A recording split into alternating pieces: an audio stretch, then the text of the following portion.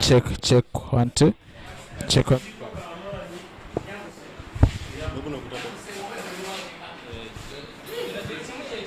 Check 1 2.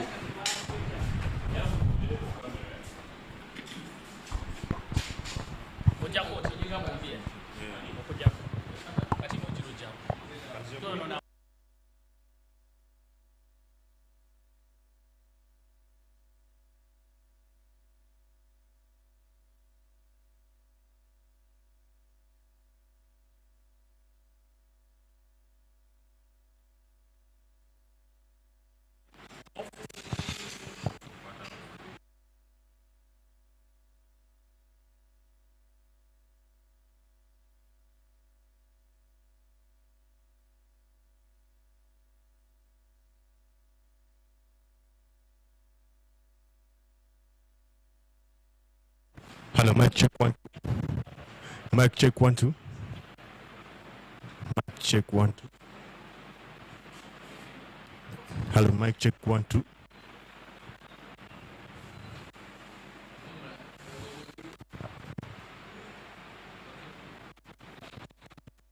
Mic check 1 2. Hello. Mic check 1 2.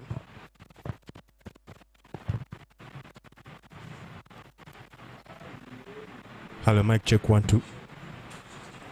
Check mic 1 2. Someone 1 2. Someone akapareke 1 2.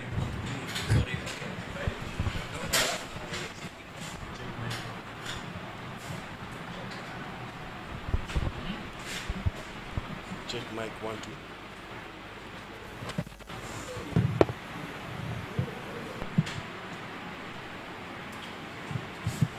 Hello, mic check.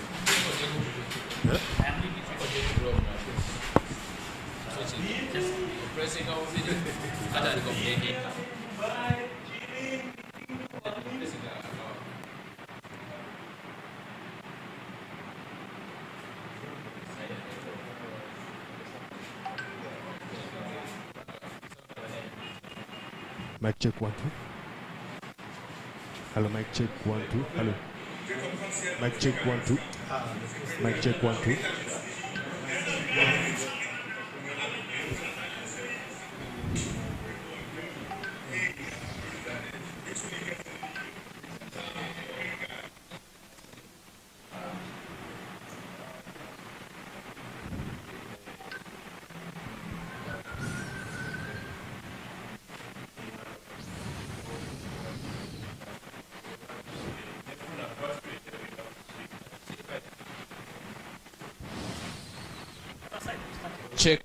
Check 1 2. Check 1 2. Check 1 2. Mic check 1 2. Check 1 2. Check 1 2. Mic check 1 2. Mic check 1 2.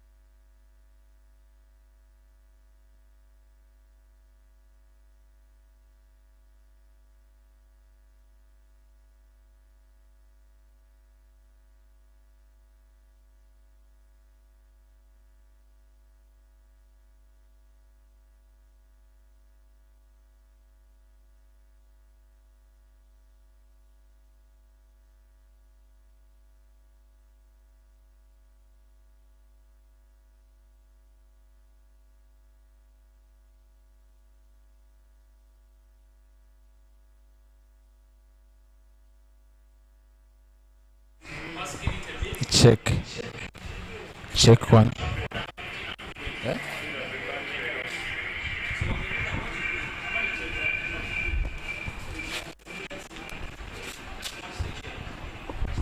Good morning, ladies and gentlemen. My name is Dennis Musari. My name is Dennis Musari. Welcome to a beautiful morning like this one. Exactly 20 minutes past the hour of 3. And we are in Accra, Ghana. Yetago Korachi? Yetago Korachi?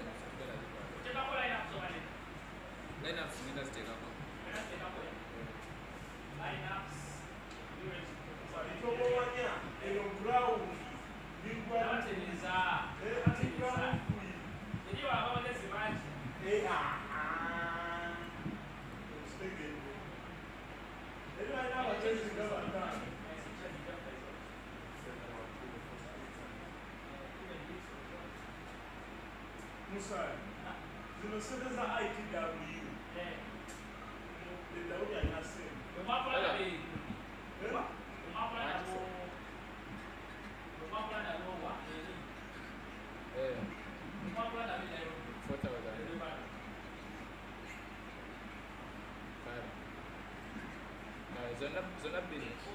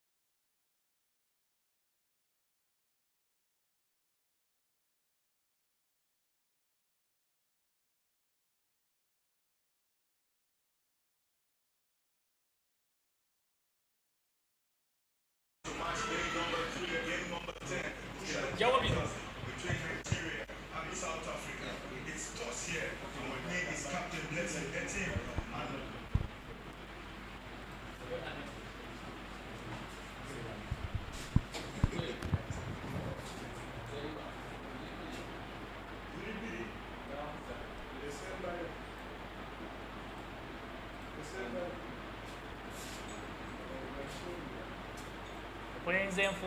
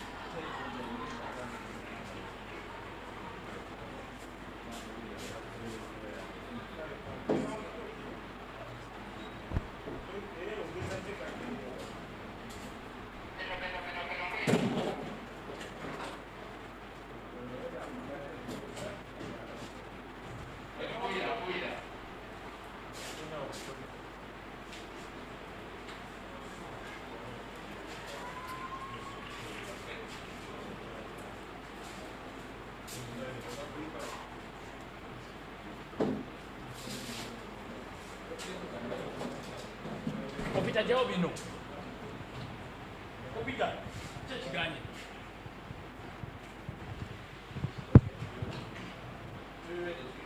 Anti chino chijeo.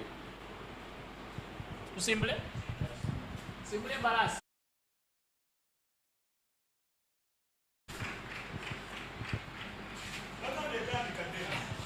Good morning, Africa, and welcome to match day number 3 of the 13th edition of the African Games here at Chimota B. It's going to be an interesting clash. The South meets the West. South Africa taking on Nigeria.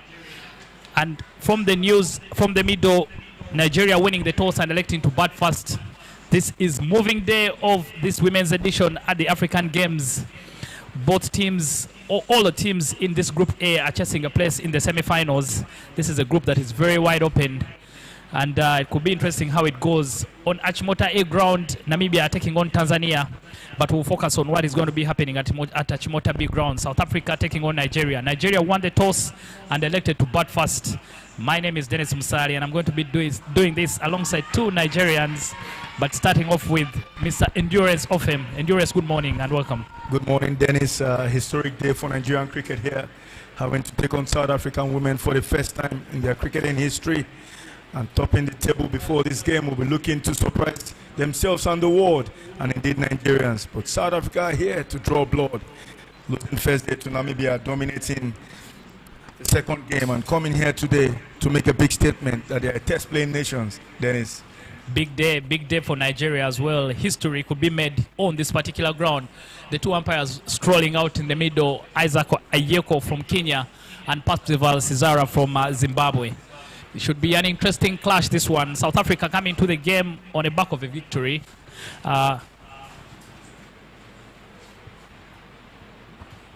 They were able to defeat Tanzania by 6 wickets in the game, their second game of the tournament, but they lost their first game to Namibia by just a solitary run. Nigeria as well coming to the game in very confident mood. They had a big win against Namibia, winning that game by 55 runs. That has put them on top of Group A. However, things could change, especially after both games have ended. But you just never know what could happen. That's why I'm asking you to stay here with us so that we can be able to enjoy all the action. Endurance, you're out in the middle with the 2 captains. What was your feeling from both of them? Well, some live from Team Blessing, the captain of Nigeria, Shangasa. They're just happy to bowl. A team winning the toss and electing to bat. They're happy with the way the team panned out 2 days ago and hoping to do the same against South Africa. Here we're about to get underway, and strolling out to bat for Nigeria. Favor Esiebe. Very good, I'm working with Nigerians today. I'll get the pronunciation of these names perfectly. Favor Esiebe goes out to bat for Team Nigeria. South Africa starting with the spinners. South Africa ringing the changes for this particular must-win game. 3 players left out. 3 players left out for them, but Jane Winster will start off the bowling for South Africa. The captain, Ndumiso Shangase, picked 5 wickets, 5 for 13 in the last game against Tanzania. She's a spinner. Maybe she'll be coming in to bowl a bit later. But the Nigerian...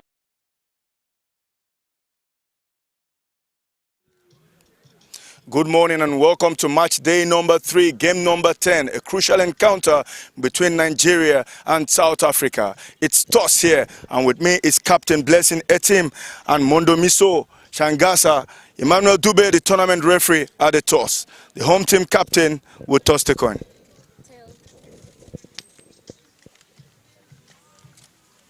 Heads. Blessing, you won the toss. What have you decided? Batting. So what informed that decision? I think we have the capacity to score over 100 on the board. So when we come in with our bowling attack, we can defend it. Big win 2 days ago against Namibia. Today, South Africa, historical moment for you. What do you have to say? To all my fans, Nigeria, and they should expect nothing but the best from the team. All the best. Thank you.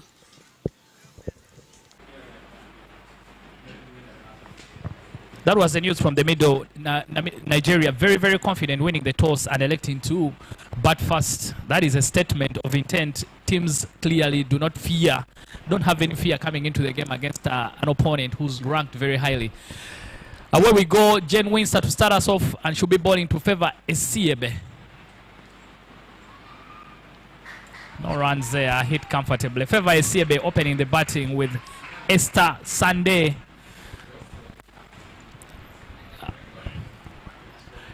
Endurance, this opening partnership.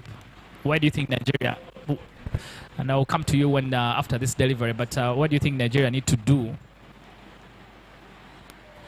What do you think Nigeria need to do to make sure they start off very well? In the previous game, Tanzania won the toss and batted first against South Africa, but they only managed 66 runs. What does Nigeria need to do to put themselves in a good place with a good total? Straight up, you would expect some form of respect, but they have to be confident, and they're on the mark here. Straight to mid-on for a single. Sebe always positive.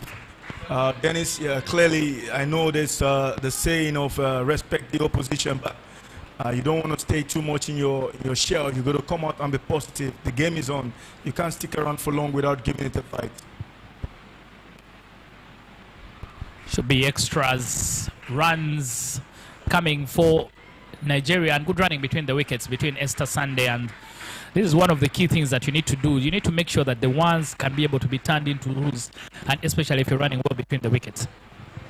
Certainly, that is what you expect. Esther Sunday, the informed batter for Nigeria, she's been consistent from the games in Lagos, and coming here to see the way she's taking her time. Lines up behind that one, no run from it.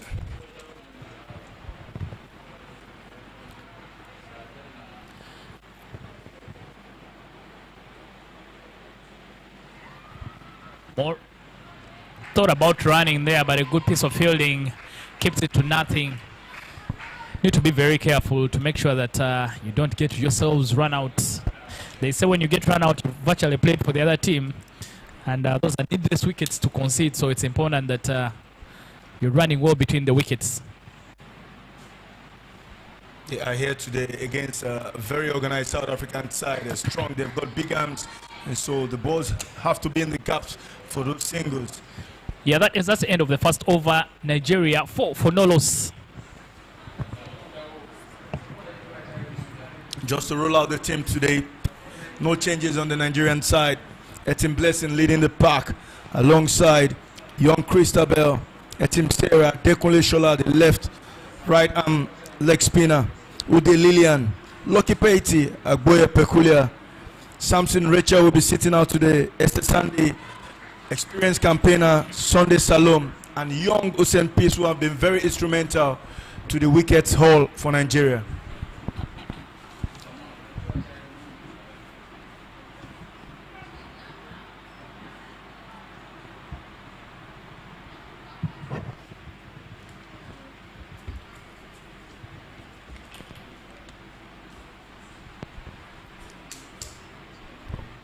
These players will be happy today. They're making history. They would say, my time I played against South Africa. In a couple of months, perhaps, or years, you will see some of these players in Test cricket for South African women. Yeah, Leah Jones takes the new ball for South Africa from the road end. Leah Jones was also part of, took a brilliant catch of her own bowling in the win against Tanzania. But on the other ground, where Nigeria will be looking for a favor, Namibia 45 for 2 after 8 overs. Moving day of sorts and endurance. I would like you to explain what moving day is here, because this Group A is wide open. Well, what you want as a Nigerian is for Tanzania to beat Namibia. And then, but they always say, things are in your hands. You have to win your own battles. Don't hope for somebody else to feed you. You have to work hard. Perhaps that is what Nigeria will have to do today. And I keep saying endurance, that hope is not a strategy. So Namibia have to make sure that Nigeria have to do their own business if they are going to get into the semi-finals tomorrow. Throws her arms at it, favor Esiebe, and that should race away for the first boundary for the Nigerians. A lot of width on that there from Leah Jones. And Favor not afraid to go after that one. A good offer from her. That was an amazing shot. It was shot, room given. Favor not scared to extend her hands, getting that one between point and covers, and would raise away to the boundary.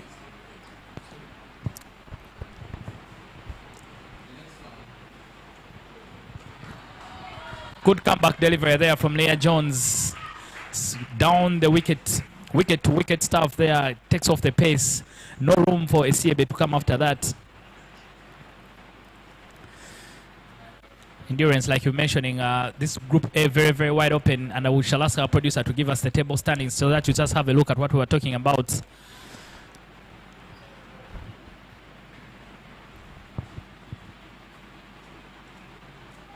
Ooh, runs it down to third man. Intentional shot there from Favor because she opened her bat to just run it down. 5 overs off this over already, which is good stuff there from the Nigerians, making sure they keep the scoreboard ticking and also rotating the strike. As a batter, they always tell you that the safest place to be is on the other end. I think the coach, he's done well to build some confidence between these two batters. She swings big down the leg side. They will get a couple. 2 runs. It's extra standard this time. Then, as I was saying, the coach has done well to rely on these two, giving them some confidence. They probably would have opened the batting together about 10 times coming down to this tournament, which is a good way to give some confidence to the batters. End of the second over, Nigeria now 11 for no loss.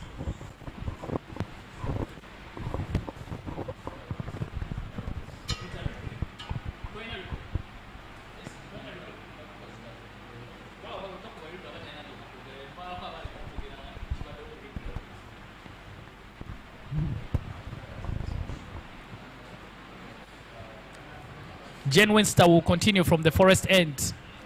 Is that the Forest End Endurance? You're more of a local than I am. I call it the golf club end. The golf club end. Jen Winster to continue. And she's in the angle a little bit this time to favor Esiebe. I think they are starting to realize that the Nigerians very, very strong, especially square of the wicket. So they are trying to make sure they tuck them in. No room for them to try to work with. I think it's brilliant captaincy to have studied Nigerian batting, deciding to slow the game down with spinners. It's a tactics most captains will be utilizing in this tournament. Straight to the fielder, mid-wicket, no run from that one. Yeah, I think the plan is for all the teams. They've made sure that they utilize a lot of the slow bowling. The slow bowlers have gotten more reward than the medium pacers, so it's just a ploy just to make sure that you're allowing the batters to work for their runs instead of them working with the pace. You want them to work for their runs.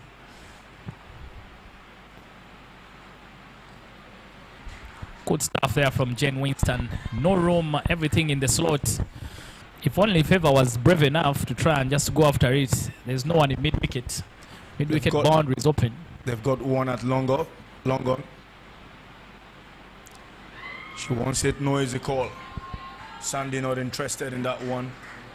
Yeah, but if you look at a ball like that, it's right there in the slot. If you play with the turn of the ball, it's a lot more power. Could get us something. It's something the Nigerians will have to start learning to do. Batting in the power play over is crucial. It's there for the take, but this time another dot. No, but this is a very young team. Like you've mentioned, I think some of these girls, for them to learn on the job and start to play some big teams at this level, the sky is only the limit. It might not even be the limit. Ooh. Made it over from Jen Winston, and a very good one for the South Africans. You can see that she gets a high fives from her teammates. Nigeria still 11 for no loss after 3 overs.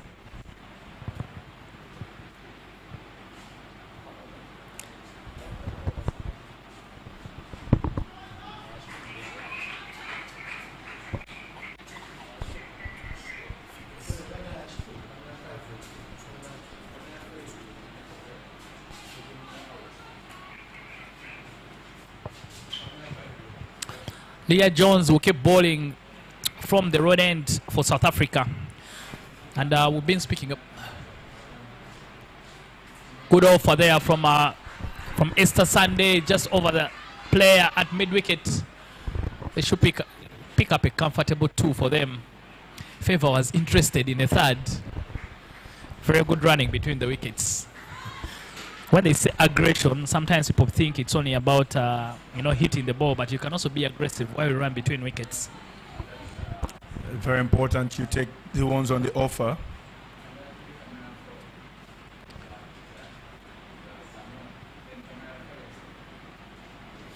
Another good offer there from Esther Sunday, and this time it will have the legs to run over the rope. Second boundary for Nigeria. It's Esther Sunday who's been consistent here, regularly looking to go over mid-wicket region. Another good offer there from Esther Sunday, and this time it will have the legs to run over the rope. Yeah, that's a very, very good plan there from Nigerians. They realized in the previous over they didn't get anything, was a maiden over, but now they know they can be able to score a lot more runs against the bowling of Leah Jones, and they made sure they capitalized already 6 runs from 2 balls.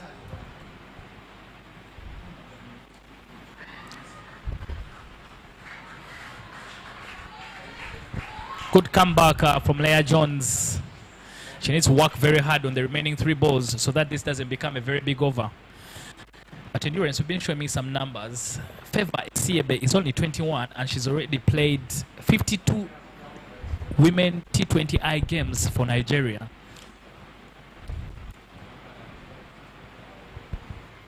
There's been a lot of deliberate effort to develop women's cricket in Nigeria. The year-in, year-out tours and tournaments between Kubica and the Nigerian Invitationals, along with the World Cup qualifiers in Uganda, have given them a lot of opportunities. She's batted 43 times with 8 not out. High score 47. Better comeback here from Leah Jones, just trying to make sure that she's very, very tidy. South Africa with some changes, especially behind the stumps. Simone Lawrence, the wicketkeeper for today. In the win over Tanzania, Karabo Meso was the keeper. And she was very, very tidy. Pulled off one of the stampings of the tournament.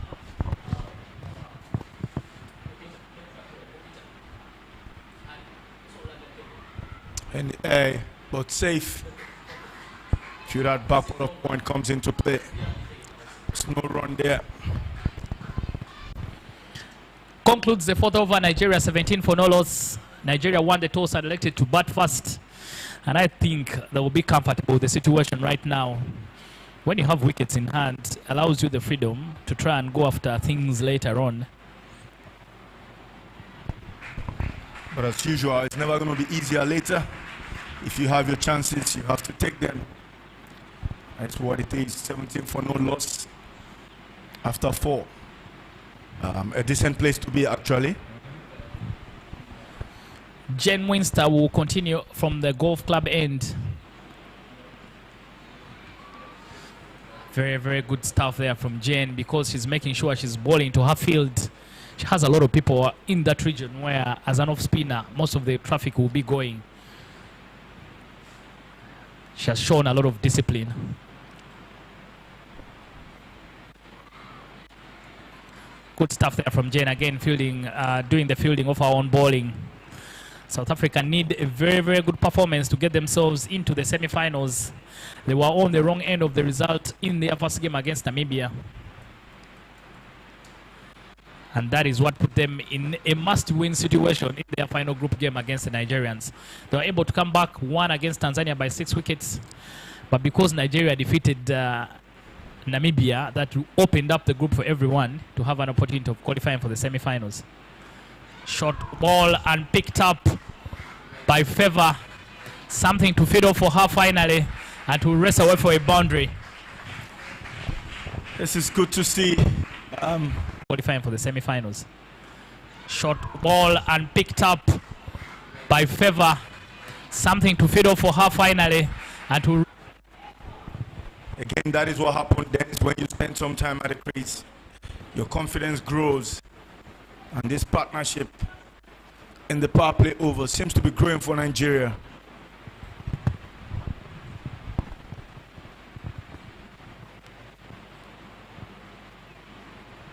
Changes the length there. Jane Wins a good comeback from her.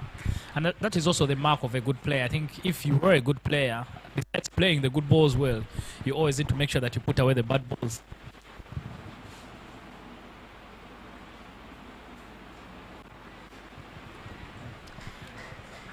Not a bad over from Jane Winster, apart from that half tracker that was put away. She finishes off with a couple of dot balls to just keep it to just 4 runs in that over. Nigeria 21 for no loss after 5 overs.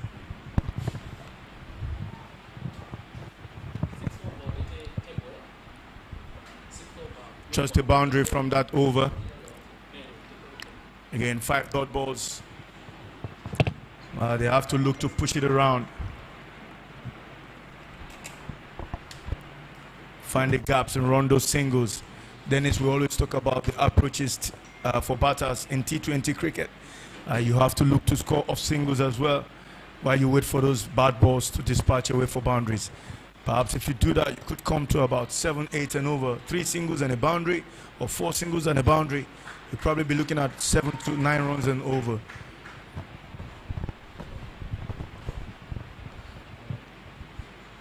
Change in the bowling. Oh, good stuff there from the keeper. Simone Lawrence has put in a dive there to cut it off. Looked was going to run away. Nobulunko coming from the school grounds. Another medium pacer, Banetti Nobulumuko, coming in to bowl for South Africa. And Lawrence, I want to ask you that given the situation right now, how does the technical bench approach the rest of the game? Who comes in next for Nigeria to try and make sure that, you know, there's a switch of gears to try and accelerate the tempo a little bit? Clearly, I mean, on that bench you have Lucky Paiti. You also have Agboya Pekulia, who has been very consistent, being an all-rounder, a bowling all-rounder actually, but she's got the levers and the confidence to go after the bowling. You also have Salome Sunday, who managed some runs against, got some runs against Namibia. At this point, you have to promote those because you certainly want to ensure that you continue this rhythm. You've got 15 overs to come. It's a lot, but at the same time, you want your big batters batting longer at the crease and giving them the opportunity to go for it. Yeah, no ball is the call there from the umpire, Isaac Ayeko. So the free hit is coming up for Nigeria. Esther Sande, who's struck a boundary already, will be facing it. Hopefully she can capitalize on this and try and score some runs for the team. Swing and a miss. Good bowling there from Banetti.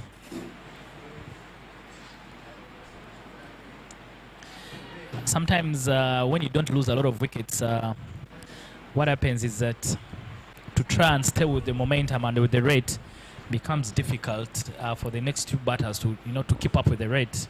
That is why at this point you have to have a strategy where one of these 2 will bat through the innings. More extra runs there from Banetti. She's still struggling with her lines from that end. You have to get one of these 2 to bat through the innings while every other one bat around them. If you must score big from this moment, because you don't want 2 new batters at the crease any time of this game. They've taken enough time, they've bat through these power play overs and they are in, they've seen what is happening, they must carry through.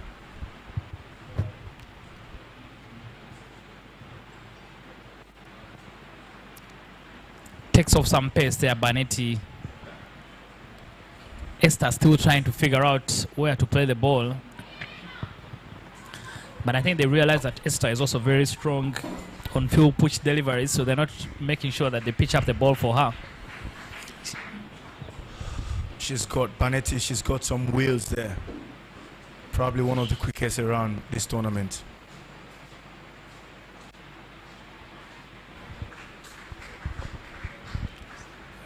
Another strategy for captains is to rotate the bowling such that no batter settles in with one bowler. Then you can have them rethink at every given time. Yeah, in the win against Tanzania, I think Ndumiso made up to 7 bowling changes. So I think the bowling options are quite many throughout the whole team. It's just making sure that none of them is actually the one that hurts you. They need to be as consistent as everyone else.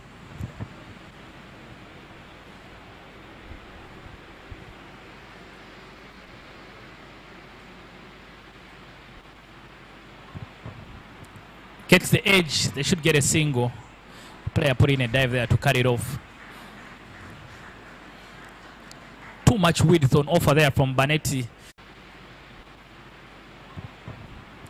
Gets the edge, they should get a single. Brilliant work there by the fielder. She saved that team 3 runs there.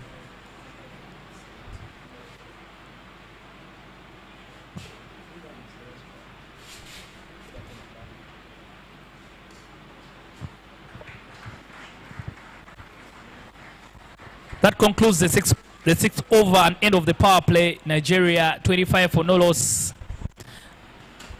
A couple of good passages of play for both sides. There were a couple of overs that were good for Nigeria. Now South Africa have also made sure that they rack up a couple of dot balls. And at the end of the power play, Nigeria is now 25 for no loss. Endurance, you think Nigeria will be comfortable with this position? They won the toss and elected to bat first. Well, speaking with the captain earlier, she said, you know, I'm probably looking at 120. My bowling could do well enough. Let's see how they carry through. Another 14 overs to come. 95 runs away from her target. She's feeling that she could have something to bowl for if they manage to get 120 on the board against the South African side. They were able to get at least 111 against Namibia. So I think it's a manageable total.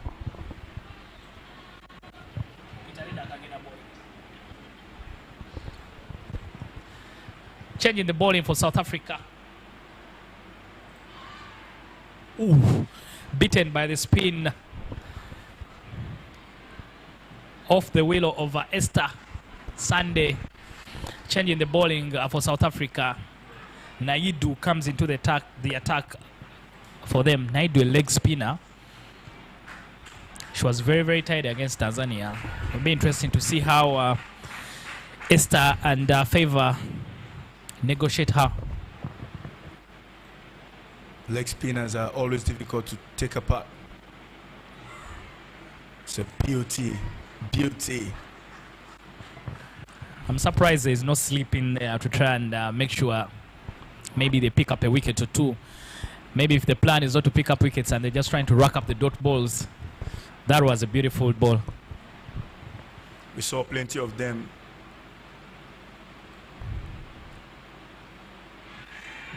That's the ones that comes through. Yes, she did bat. Just a faint outside edge there. Muted, sort of muted.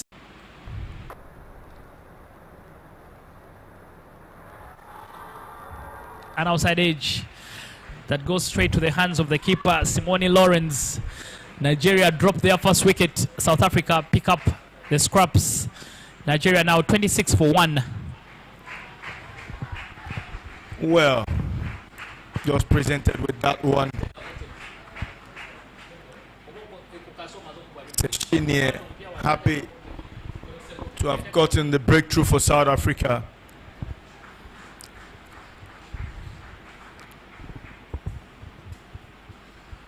That's the table for you. Before this game, it's Nigeria there with a net run rate of 2.75, followed by South Africa. Crucial take here. Namibia and Tanzania at the bottom 2 there. With Namibia 2 points, Tanzania will have to work their way up here.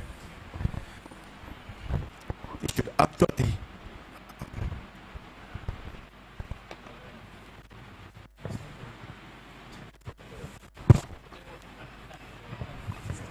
the new batter for Nigeria. I like this player a lot. Peculiar Gobia, long levers.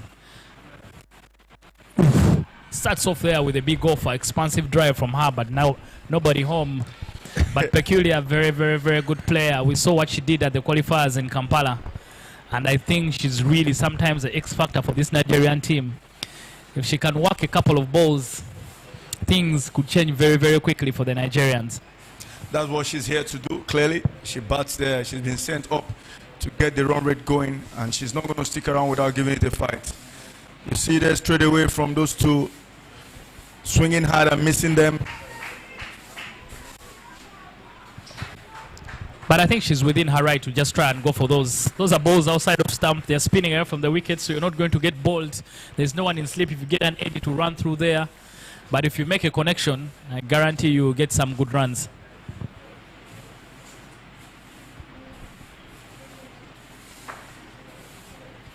Straight to covers, no run. South Africans throwing everything at it.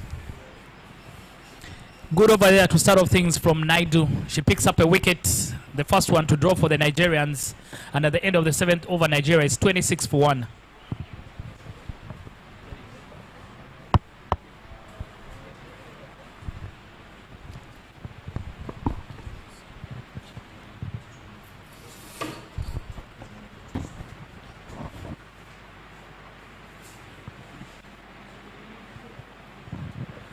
Banetti will continue from the road end for South Africa, and she'll be bowling to Esther Sunday.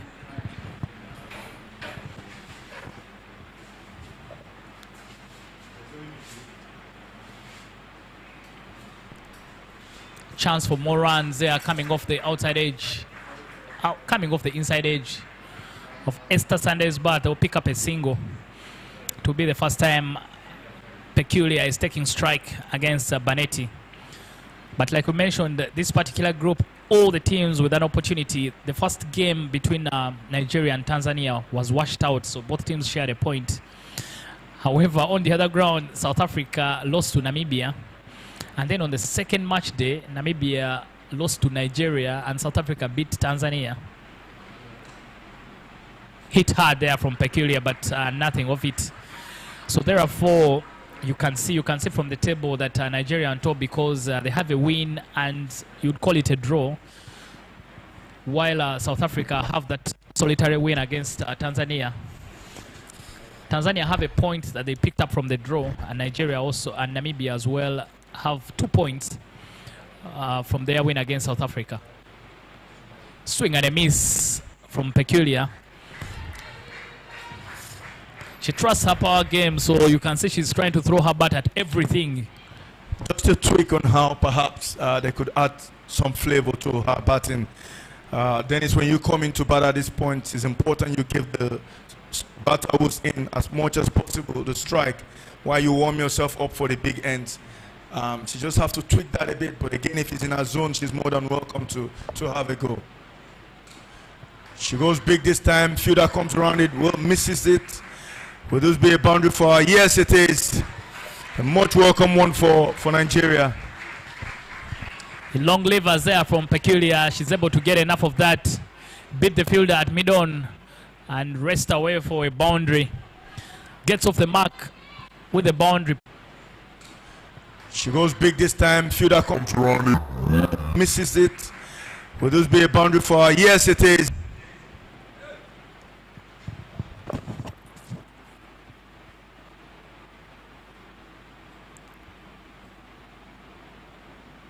Slower delivery, misses it. Brilliant piece of bowling. Yeah, intelligent bowling there from Banetti. Takes off the pace. It's very, very intelligent when you realize that the batter maybe is working with your pace. Players like Peculiar, very, very dangerous. They can hit it everywhere, so it's hard to set field placements for them. Swing and a miss again from Peculiar. And that should conclude the 8th over. Nigeria 32 for 1 after 8 overs. It's good to see how South Africa have mixed things up. Pace and spin. Peculiar would have to work extremely hard here. Read the game properly. Favour Segbe, 11 of 22 deliveries. Run rate currently sitting at 4 and over.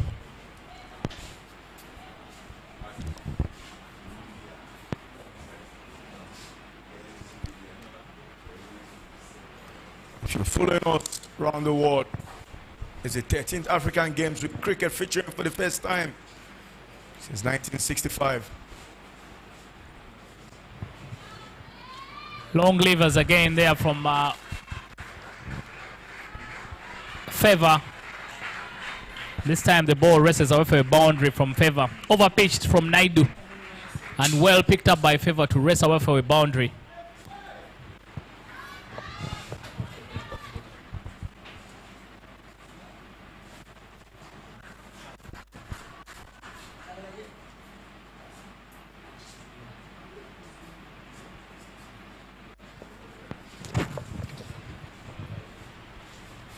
Ooh, good comeback there from Naidu.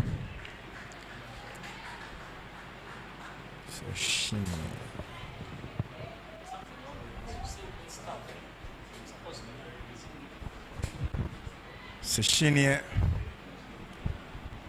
conceding 4 from 2 deliveries. She got Esther Sandy earlier. Another dot. This. Yeah, dragged out of her crease there by Naidu. It's just making sure that she doesn't overpitch. The previous ball that was overpitched was clobbered for a boundary, but that also influenced the change in the field. They have someone now at long on. If Favor is able to use her feet to get to the pitch of the ball, say some of those balls that have some flight on them, that you use your feet and get to the pitch of the ball could give you extra runs. That's the thing, the ball is not turning as much as it did in the first over. Seshinie there, been very careful not to overturn it, keeping it simple. And she's done well in the first over to get that only wicket for South Africa. Quick single, good running between the wickets there from Peculiar and Favor. 5 runs come off that over. Still one more ball. Nigerians now need to find second gear for them to try to get to the 3 magic number. We are getting close to the halfway stage of the game.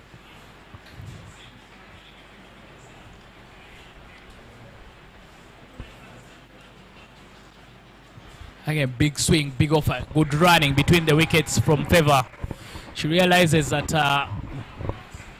the fielder in short third man was taking her time. She's able to scamper through for a single. End of the 9th over, Nigeria 38 for 1. Brilliant pace to be, but Nigeria will have to pick it up now. You want to be around the 50-60 mark by halfway through the innings. It's 11 to come. Clearly, these two will have to think out a strategy. We saw from the last delivery, smuggling a single there, which means they understand they have to step up the gears. A change in the bowling for South Africa from the road end.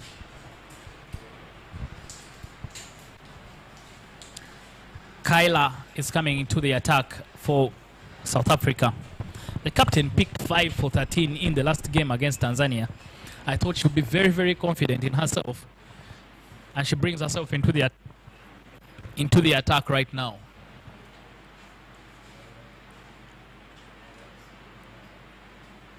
Starts off with a dot, Kyla.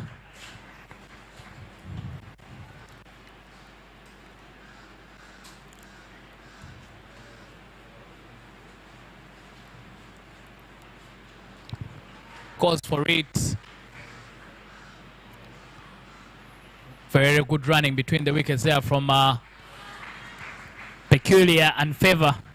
Didn't look like 2 runs, but certainly they made that 1 run become 2. Those are small differences that really make the those are things that make a difference in the game, turning 1s into 2s.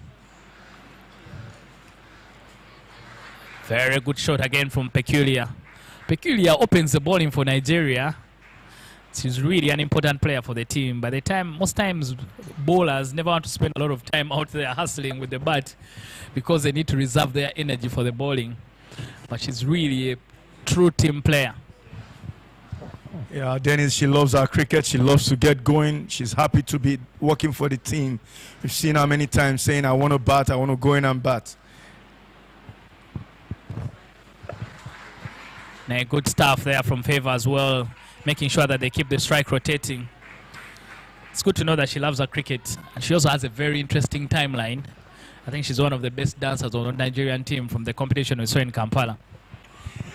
And she's a very funny person to be around. Trust me, she asks a lot of questions. Yesterday, 2 days ago, she came to me. Hope you said some good things about me during the game. Another good shot there from Peculiar. Very good fielding there from the captain. Ndumi Soshanga says, putting it for a run out. Needless from the Nigerians. Favor now short of her ground. Cardinal sin of running off a misfield. And Nigeria gift South Africa a second wicket. Nigeria now 42 for 2. My coaches once tell me never take a run off a misfield, mostly when you've gotten a single already. That is it again. Misfielded there, but the ball was just around her. Shangisa, the captain, brilliant one bounce throw, and South Africa are happy with a second wicket. The cooling break, changing the comes back soon. We'll be hearing the beautiful voice of Ijeoma. Ijeoma, good morning and welcome to the comes box. Good morning, Andy. Great to be here. It's a very sunny morning at the Achimota B Cricket Oval in Ghana, where we have the women's cricket event taking place at the moment. It is Nigeria against South Africa. The first time both sides are meeting. Very historic moment it is for the Nigerian side especially. Yeah, they've been looking forward to this opportunity. The coaches, the bench, the dugout, those in the dugout clearly wanting these games. Every opportunity to play against a higher ranked team is always an opportunity for you. It's something to see how they've the batters have worked this out. To be in the current position, one would have thought you will roll over them anytime, any day. But they're giving South Africa a run for their money, and it's good to see.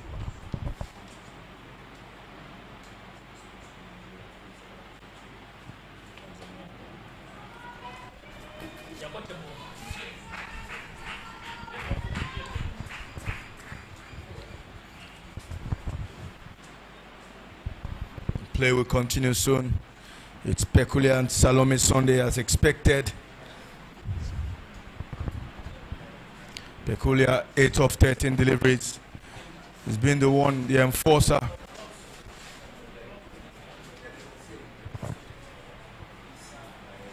Needless running, you must say, Andy, between the wickets earlier with those two, Peculiar and Esther Sandy. Plenty of shots from the dugout, trusting and ensuring Peculiar will carry this through. It's a day, clearly they understand it. A brilliant piece of bowling. Kayla, Salome Sunday. It's end of the 10th over and it's 43 for 2. Great to see Salome Sunday down there at the crease. She's been really instrumental. The game against Namibia, she scored 40 runs off 33 balls. She's top 3 on the batting chart. Top scorers at the tournament after day 2. Let's see how much she can contribute to this side.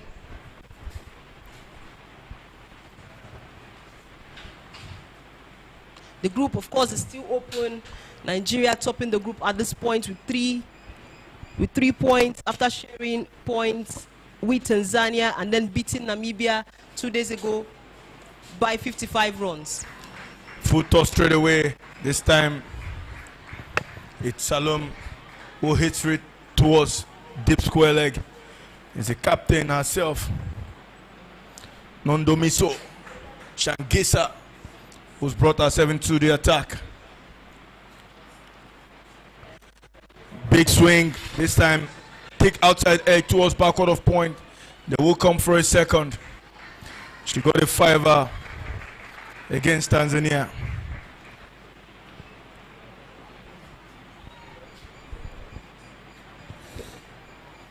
Peculiar Boya now on strike. Peculiar is a med-lab student at the Betin Daosa University, a private institution in Nigeria, just 18 years of age. Opening bowler for the Nigerian side. But she's one big asset to the team. Battles off. The captain here just trying to hurry that one through. In our smiley face this morning, I just want to keep it simple. She goes big this time through the cover region with this run all the way. One taken, Fielders chasing that one down. Brilliant, another boundary for Nigeria. Peculiar not going to stick around. That one on the up. Peculiar taking advantage of everyone on the offer. Big chase, but not quick enough to stop that from going all the way. Good effort from Peculiar, brings up 50 for the Nigerian side. It's 50 runs, 2 wickets lost. It's a dot ball. 7 from that over already. 2 deliveries left. Sorry, 1 delivery left. It's Peculiar on strike for Nigeria. It's such a big moment for these players, Ijoma. Very, very big one. Full toss. Comes through the bat, brings on mid-off into play. 1 completed. No easy call. They're quite happy. 8 runs from the over. 8 runs to end the 11th over. It is 50 for 2. Big moment you talked about, Andy. Always going to be when you have these opportunities against test playing nations, and the players will go back and say, in my career, I had one against South Africa. And that is what this game is all about, seeing the African game bringing teams, 8 teams across the continent for this all-important debut for cricket.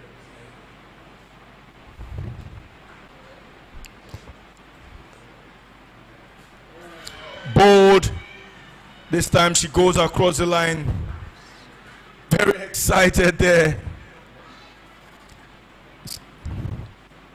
Coming around the wicket. Just playing around that one. Peculiar not getting to the pitch of that delivery. And she departs for 14.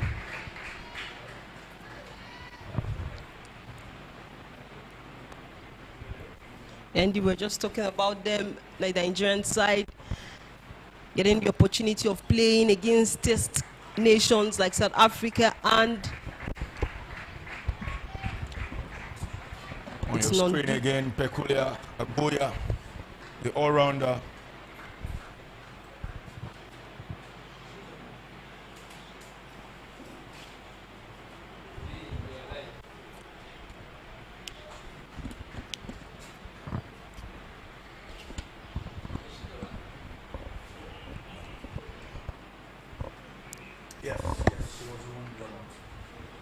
And here we see Lucky Piety coming into the crease to pair alongside Salome Sunday.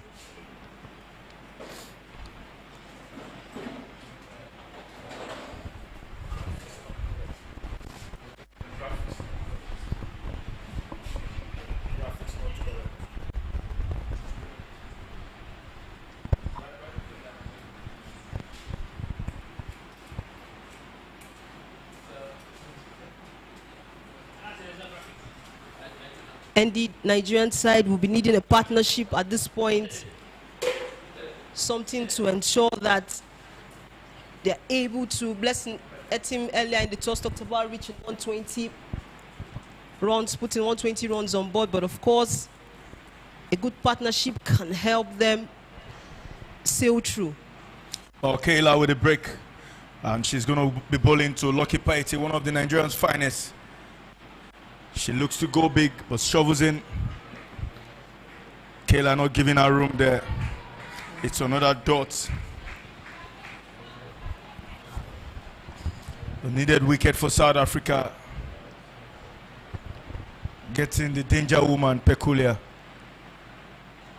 In the air, but safe. The captain herself comes into play. Quick hands here, big hands. Brilliant piece of fielding. Just a single, Peculiar on the mark. Sorry, I beg your pardon. Lucky Paite. Salom Sunday.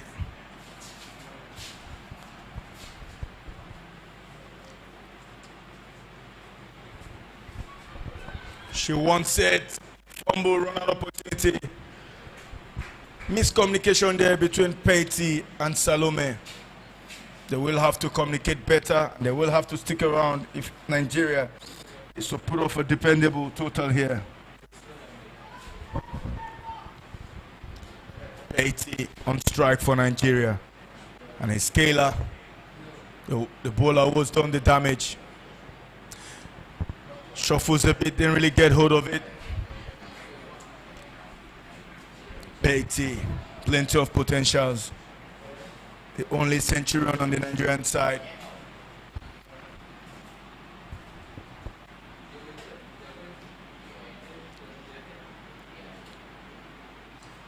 Shuffles down, this time hits it straight. Will there be a boundary there? Brilliant piece of fielding by these South Africans. Real hard work here, making Nigerians work for every single run.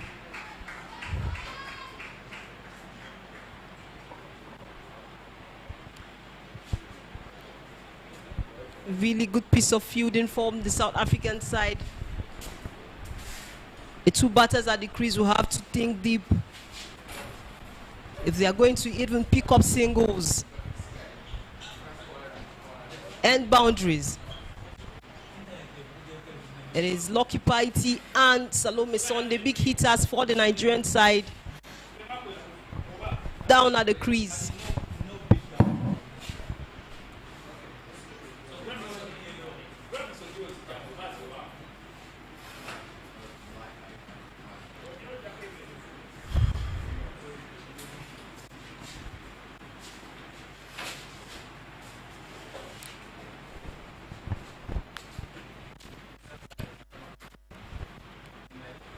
Shangasa again from the glove glove end, comes down the line, goes big.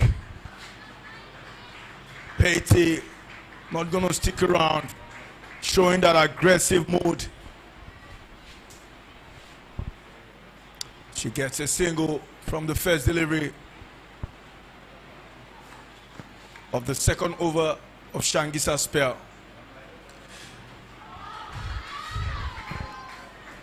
Salome now on song. These two looking to enforce things here.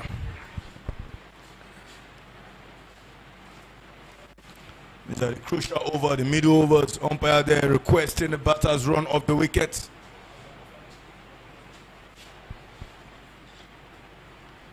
It's Lucky Paite versus Captain Shangisa. She rocks back, looks to go big, but didn't get hold of that one.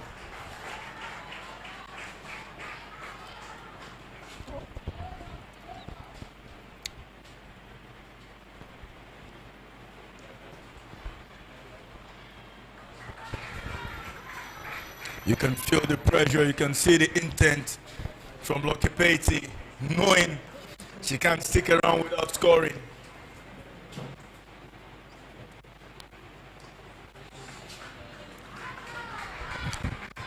Hard work by the bowler, but gave away a single there. Should have been tight.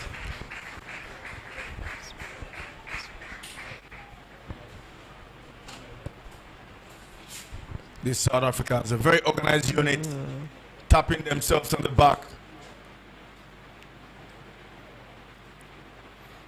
Wide is the call by the umpire. Nigeria will be happy to add that to the total. And you will see the South African spinners, they've been doing the beat for their side here against Nigeria.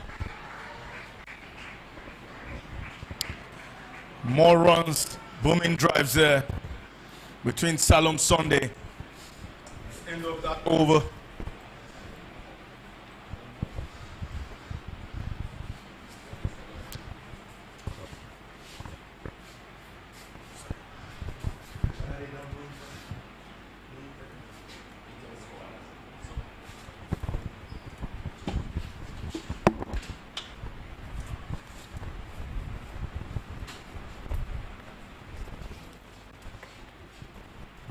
It is still Salome Sunday and Lucky Paiti.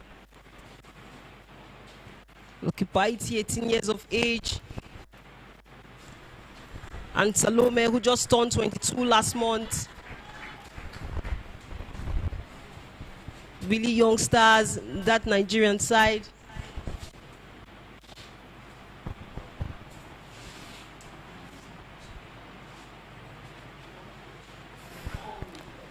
Brilliant ball. Beats everybody. However, Nigeria taking advantage of that one.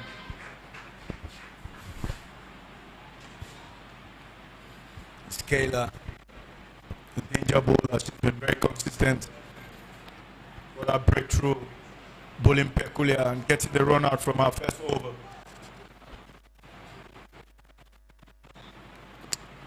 Will be a wide. Umpire Yeko clearly signals that one and will take confirmation from the scorers.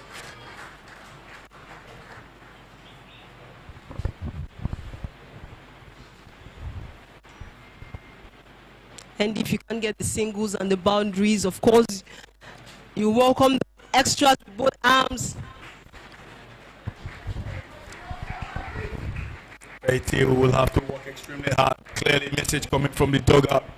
Nigeria know they have to get going. You can't stick around without scoring. She comes down the line, tries to go big. Field in there. I tell you, these South Africans are organized. They're throwing everything at it. That is the mark, the trademark of a champion team. Losing that first game by 1 run. No thanks to DL.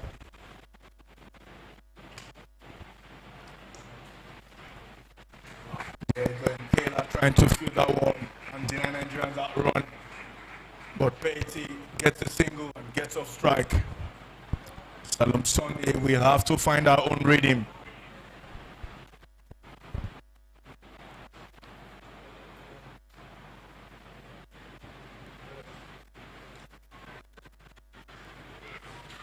Brilliant batting.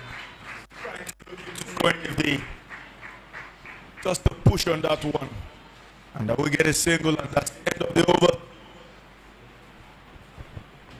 Really organized side, Andy, you said about the South African team. Of course, they are the highest ranked ICC team in this tournament. They are 5th on the ICC T20 rankings.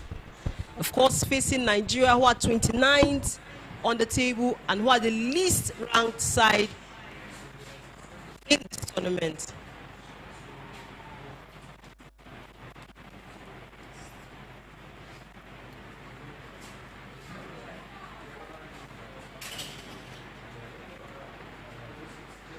The Nigerian dugout look to rely on Lucky Paiti and Salome Sunday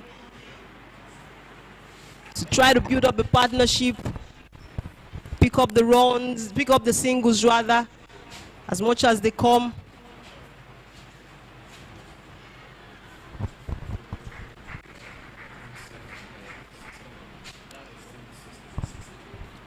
Andy, it's been spinners so far for the South African side.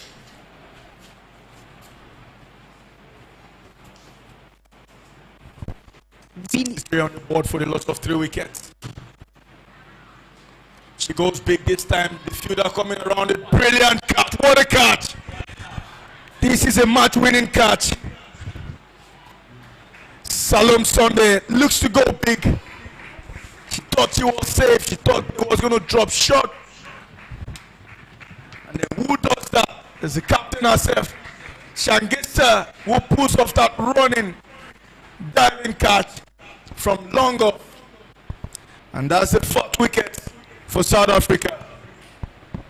Good dive, great effort from Shangase, the captain of the South African side. She's been great down at the boundaries, picking up, stopping singles. And that great catch sends off big hitter Salome Sunday.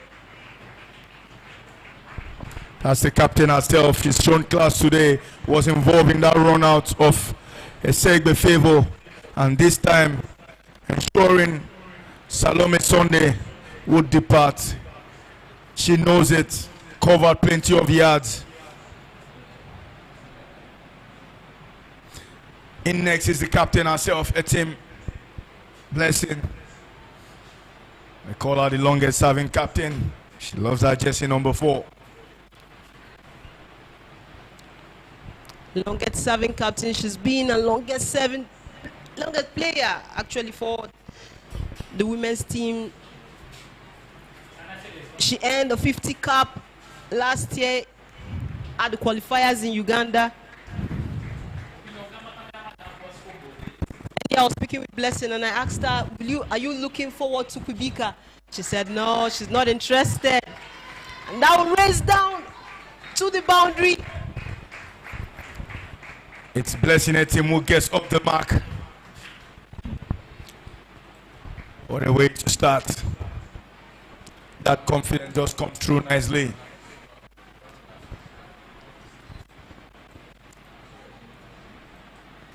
It's the 15th over. Running through. With the score on 67 for 4.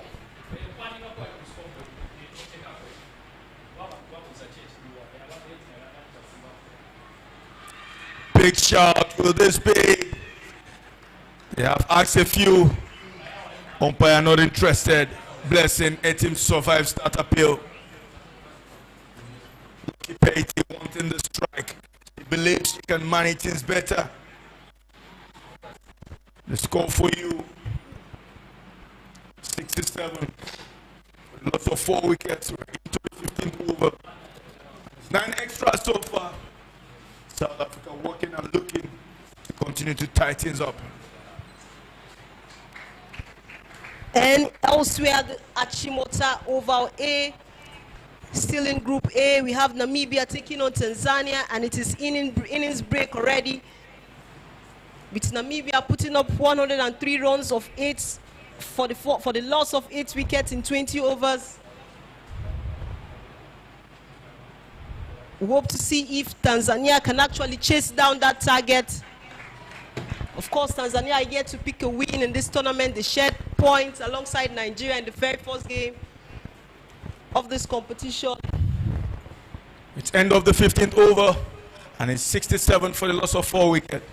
Still batting for Nigeria is Blessing Etim and Lucky Peiti. And they will be changing from in the commentary box again. Our own Big Oga, the man behind a lot of graphics from Ugandan cricket, Dennis. You're welcome back to the comments box and good afternoon this time. Oh, we're still morning. Depends on which part of the world you are. But I think in South Africa it's already good afternoon. But Eli, Endurance, we've just seen a very, very nice catch. The captain leading from the front. Kyla continues from the road end. Lucky Peiti there already trying to show intent of going for it. Maybe it's about time. There are only 4 more overs after this one left in the match, and they're still a touching distance away from the 3 magic numbers. The dugout knows it. Coaches know it. Lucky Peiti understands that the captain herself, who have said 120 is the target, is in the middle. She has to take things from here. Of course, Kayla. She's been consistent with the ball. Main involved in play. Clean bowler. 4 wickets for Kayla. Beautiful piece of bowling. Timber for Kyla goes through the defenses of the captain, Blessing Etim, who tried to go across the line but completely missed it. Nigeria now lose their 6 wickets.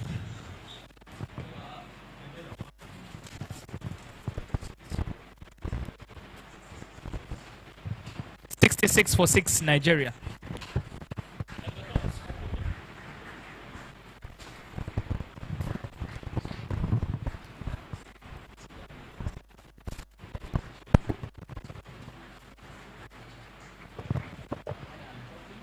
Yeah, when I'm not.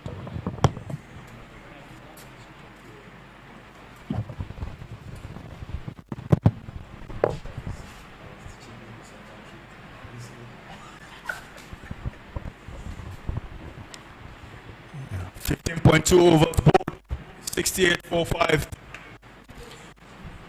It's Kayla, who's taking 2 for 12 already, involving a run-out. The young Christabel will face her first one. Dots again.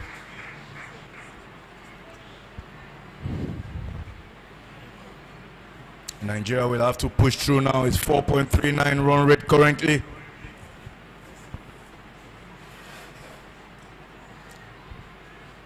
She tries to go big, but we just get the long on into play. Kayla pulling from a difficult angle for the batters.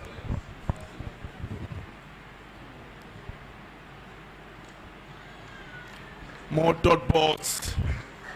That is what wicket do to you. Not sure. You don't want to lose more wickets. You just keep going.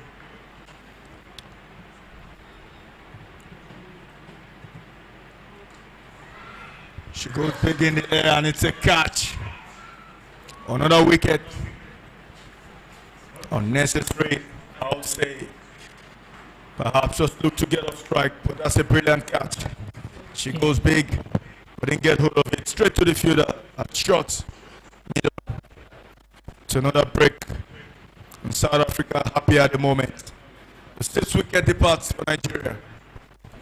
Yeah, a third wicket there for Kyla. The South Africans have done everything in the field. They're making sure that they throw their bodies around. Taking 2 brilliant catches in the game. One from the captain, Shangas Ndumiso. And this time, another wicket of some very brilliant fielding. Nigeria, their good work starting to be undone by some poor batting down the order. 68 for 6.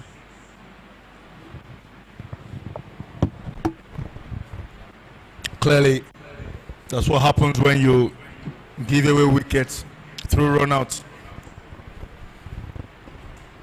Those runouts were certainly not called for. 2 crucial wickets that would have been instrumental to this Nigerian setup. Now becoming a struggle.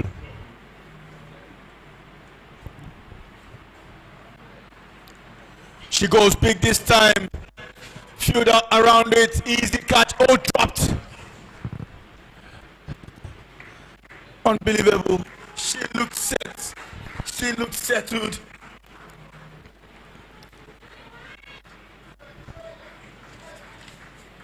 Patey trying to give it a big fight. Yeah, it's Kaya there from Lucky Patey. No height, no distance. The fielder done well to settle herself under the ball, but then at the last minute, it just popped out of her hands. Second life here for Lucky Patey.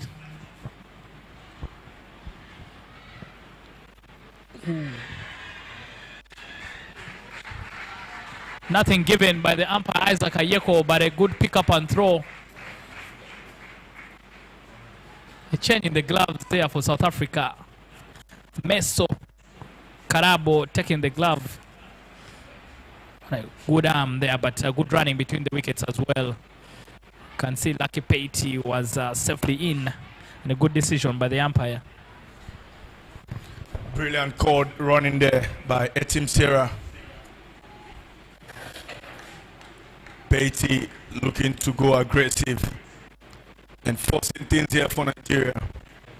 They have to make a fight of this one. They have to work extremely hard. Sarah Etim was on strike.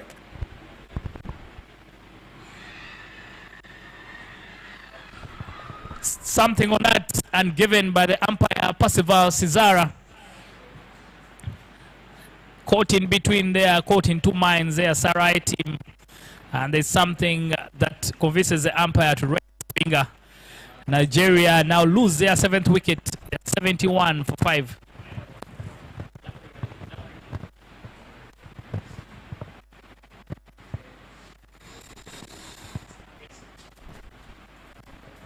That's it on that leg stump line bit. Clean. Certainly, umpire sure there was something on that one. It's the right team, but yeah, now some very good work there. Started so well for the Nigerians, but I think managing the innings all the way up to the end has been the trouble for them. They've lost wickets in succession, and now it's proving difficult for them to try and put on and post a very big total. Lucky Paiti, who's one of their key batters, struggling to find a partner to stay with her. Lilian Ude, the new batter for Nigeria. Swing and a miss immediately. I don't know what the instruction is for her, but I think she needs to make sure that she can hang around for as long as possible with Lucky Paiti.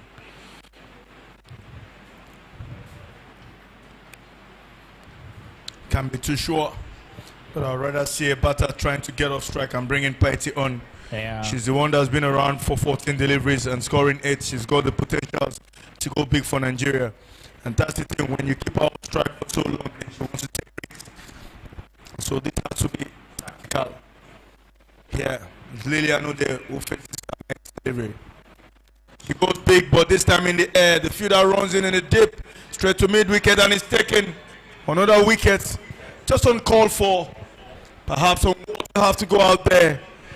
You can't swing at every delivery. Most importantly, when there's just a wicket down. Yeah, second time lucky this time for Faye. She's able to hang on to the catch. But Lilian Ude, her plan doesn't work at all. She tries to go for it. No distance, no height over the infield. Faye this time is able to hang on. Second time lucky. She put down Lucky Pite in this same over. But this time she hangs on to the catch. Now Nigeria now lose their 8th. 71 for 8. Third wicket for Naidu.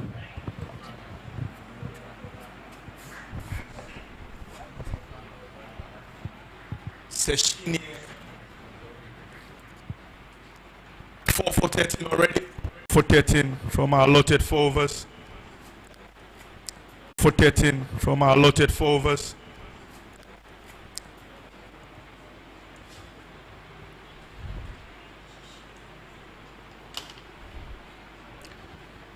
Nigeria will have to look to work this one through, bat out the overs, get as many as possible.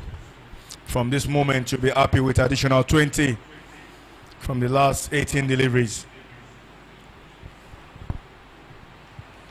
Yeah, endurance. They say that when you're bowling, you bowl in partnerships. As same thing when you're batting. Kyla and Naidu, between them, they've given 25 runs and picked 7 wickets in their 8 overs. And I think that passage of play has been wonderful for South Africa. It has put them in a good place. 71 for 8 with 3 overs left to play. Jen Winster comes back into the attack.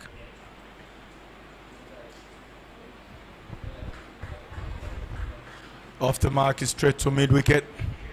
They will get a single. Again, Paiti is off strike again.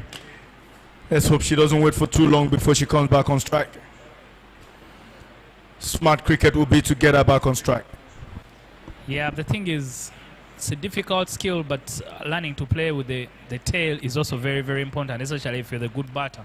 So you need to make sure that every time you hit the ball, you're hitting it at an angle that can allow you to pick up 2 runs. Can't agree less, Dennis. For a player who's struggled for form and looking to come back. Yes, she wants it. She's going to squeeze that one in. Lucky Paiti, brilliant running by her. The occasion of wanting the strike, every other delivery and dictating the pace from within the last 4 overs. But again, losing those wickets. I mean, we lost about 7 wickets for about 28 runs there. We had set things up nicely through the 10th, 9th and 10th over, and then only managing to score 74 runs. Not good enough, but again, runs on the board. South Africa will have to come and either throw this one away minutes. That's what you say. But they have the big opportunity here. It's just 74 runs on the board required from 20 allotted overs. Yeah, and if you look at the Nigerian scorecard, a lot of work had been done by the top favor and Esther Sandy, plus Peculiar had done enough work to get to dig in. But there's no support from the rest of the team. They lost a couple of wickets, close to the final 6 wickets for mega runs only. Nigeria clear their undoing, no support from the middle and the lower order. And unfortunately, they only finished on 74, leaving as many as 8 balls in the first innings. South Africa, kudos to them for the bowling. They were asked to bowl first, and they did very well with the ball. Shangase was happy to have bowled first. She wanted it. She said she would have done that if she had won the toss. So she was in the right place and right frame of mind. A plan by her team. The wickets taken. Favor Esther and Peculiar. 17, 11, 15. The key was Lucky Patey there. Batted all the way to the end for just 10 runs.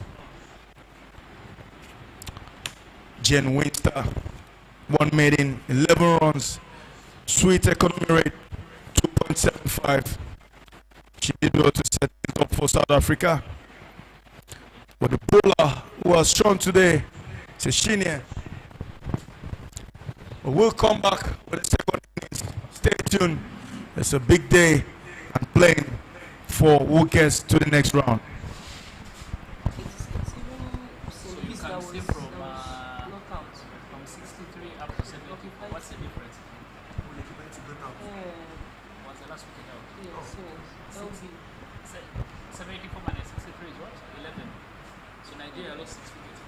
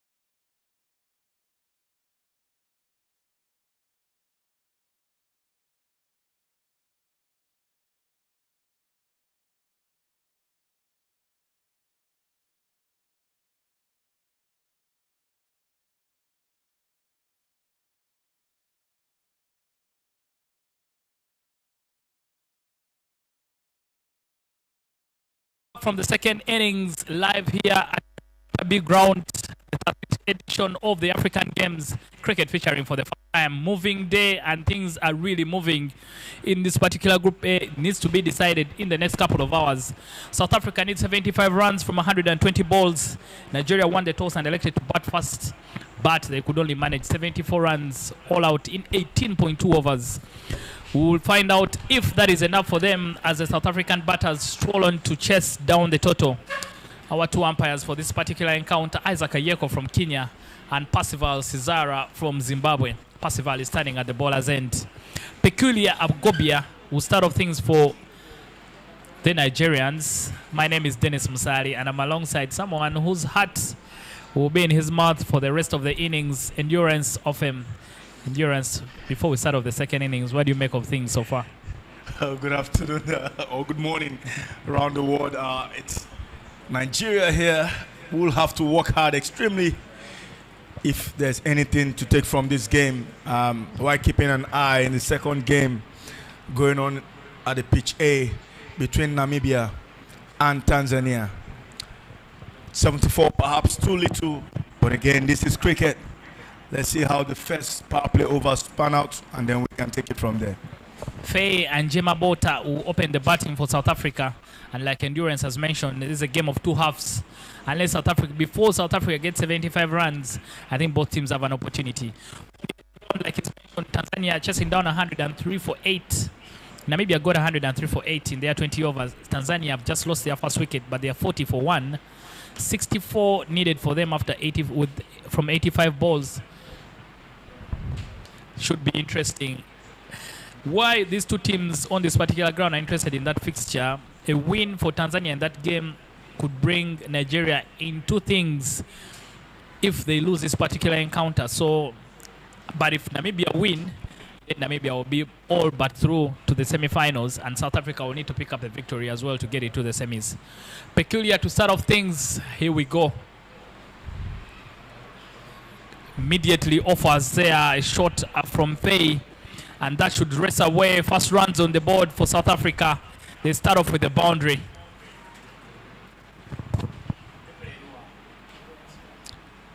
In the act there, driven through covers.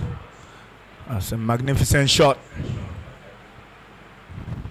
What a way to start proceedings here for South Africa. Faye won't stick around. Straight away, strike rate 400. Yeah, Faye there is right on top of that ball, overpitched from Peculiar, and given the treatment. Another ball overpitched. Copy and paste because the ball goes through the same region for a boundary, and this time there's no chance for the fielders. None of them even bothers to chase.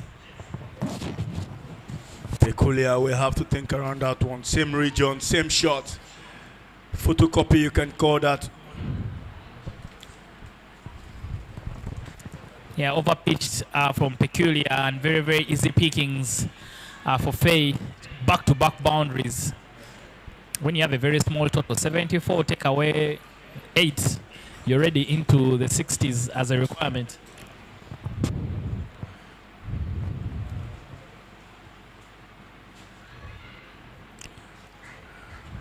Still in the same area, but this time Faye would watch. And that's where Nigeria would have to bowl sensibly here.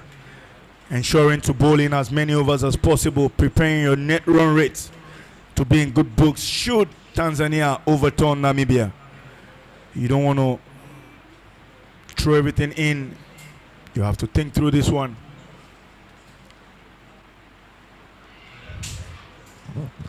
You make a good point that even with the small totals, if you're able to take the game as deep as possible, you give yourself a chance in case the result doesn't go your way.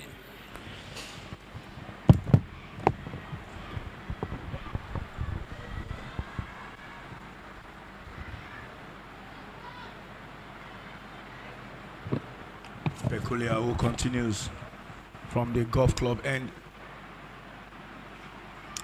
Wide is the call this time.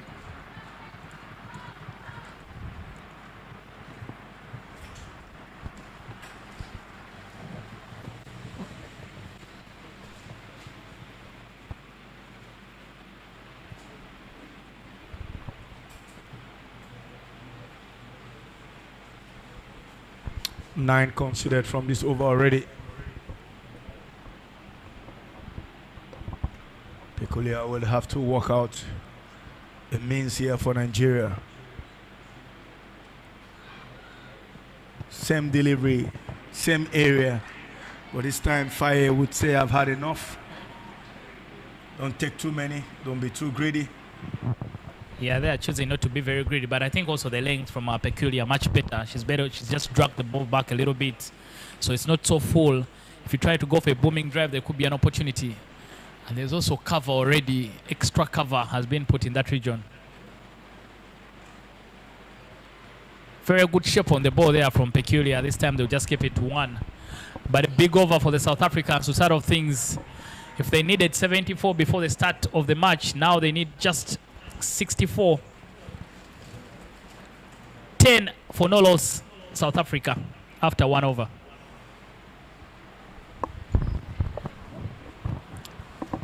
Current run rate sitting at 9.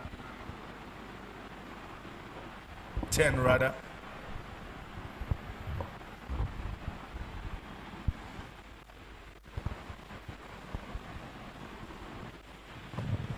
We'll apologize for the graphics taking some time to just get updated, but South Africa is 10 for no loss after the first over.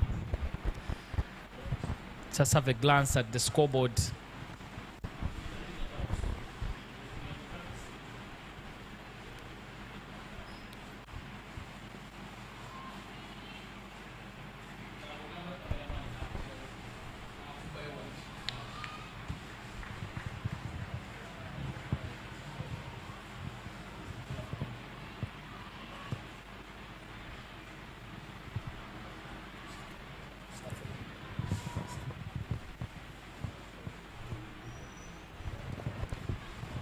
Lillian, the new ball for Nigeria from the road end. Nigeria choosing to start with 2 medium pacers from both ends.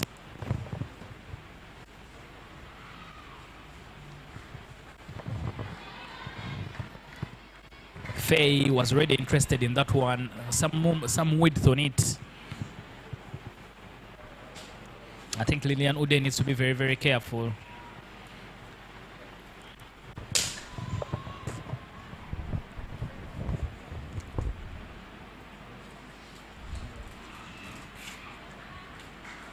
Strong on the back foot, but straight to Adekunle Shola at covers.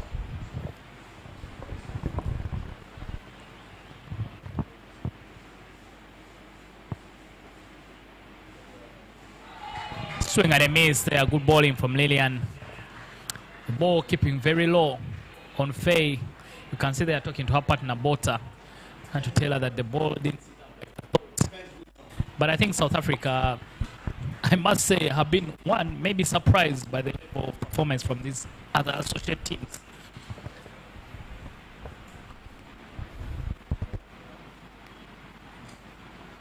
Brilliant piece of fielding again.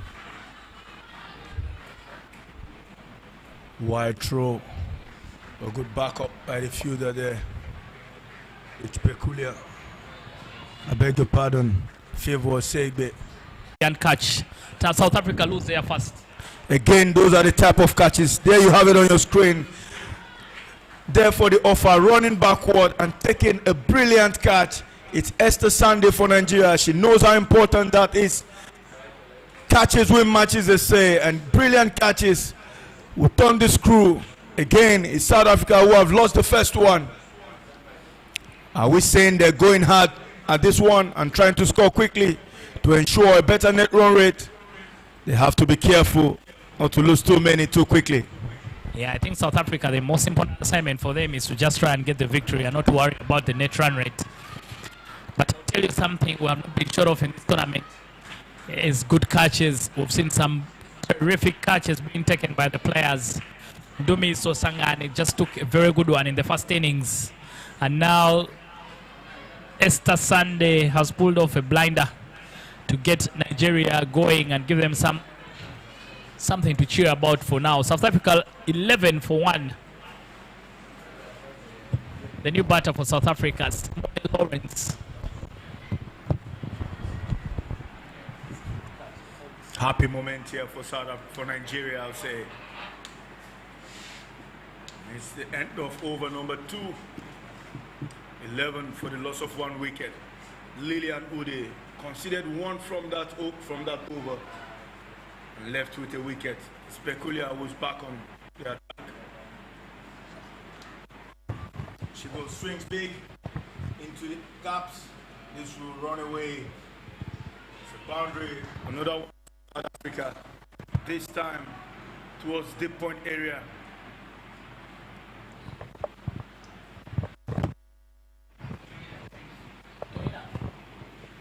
Overpitched by Peculiar again, and easy pickings for Faye. The ball racing away for another boundary. The runs are leaking. South Africa and Nigeria need to find a way of, plugging that gap so that they don't give away so many runs, even if the wickets keep coming. The third boundary for Faye in this particular match.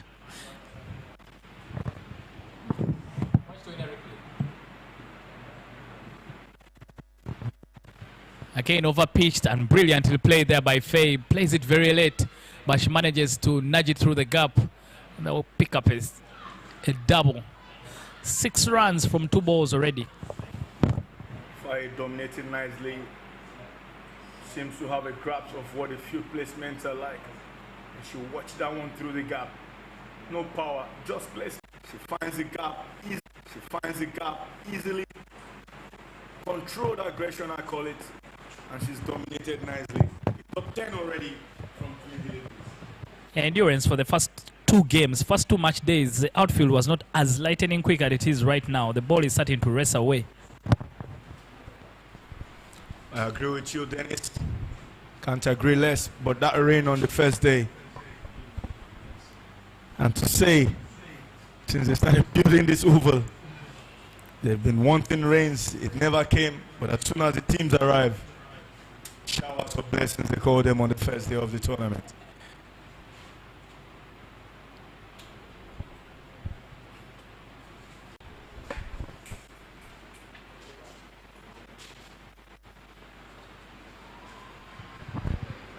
Struck down Esther Sunday, who's taken a brilliant catch already in the game, does the cleanup. But I think the challenge for Peculiar is that I think she likes swing the ball. So she's trying to pitch up the ball so that she gets some swing in it. End of the 3rd over, South Africa 26 for 1. The requirement already down to 49, many as 17 overs. South Africa need just about 2.5 runs every over for them to get over the line. Just about 2.5 runs every over for them to get over the line. Clear show of force and dominance here by South Africa. Going about this chase in a strategic manner, taking advantage, and Faye dominating proceedings here. Simone Lawrence will have to get going here. It's Lilian Ude. I beg your pardon, there seems to have been bowling change from the road end. And it's Adekunle Shola. Brave decision to bowl in the power play.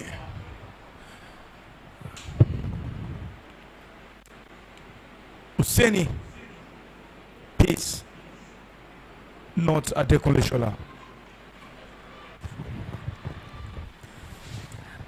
Not a bad decision from the captain. I think something has to give. So immediately she goes to someone who can give her a wicket. On the other ground, Tanzania is in a hurry to chase down that total.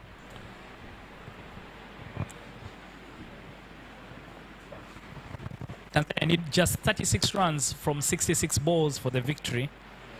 I don't know if net run rate is on their mind, but clearly they're ensuring that they can win as quickly as possible. That won't be good news for the Nigerians.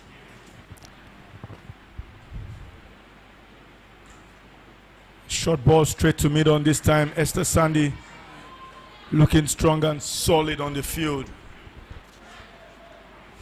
Dennis, yes, you can say that. I will tell you something. Net run rate will come to play by the end of, we can say in 45 minutes time.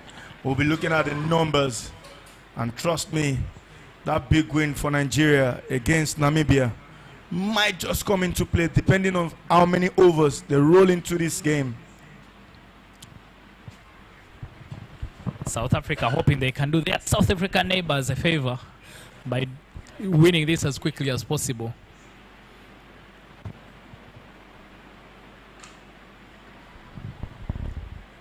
Faye there already an interesting party. She's 25 from 17 balls. You can see with the way she's batting that she's very, very confident. Simone Lawrence takes strike for the first time. I don't know what the strategy would be from Nigeria right now, either to try and delay this as quick as long as possible. So maybe you're looking at bowling as many dot balls as possible to try and drag the game a little bit.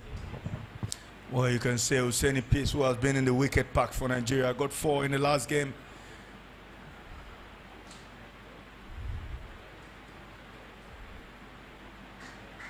Esther Sandy involved fully in this over. Everything has gone to her from this moment. Yeah, too many half trackers here from Husseini Peace. I think she needs to drag the batters onto the front foot if she's going to get anything out of the wicket.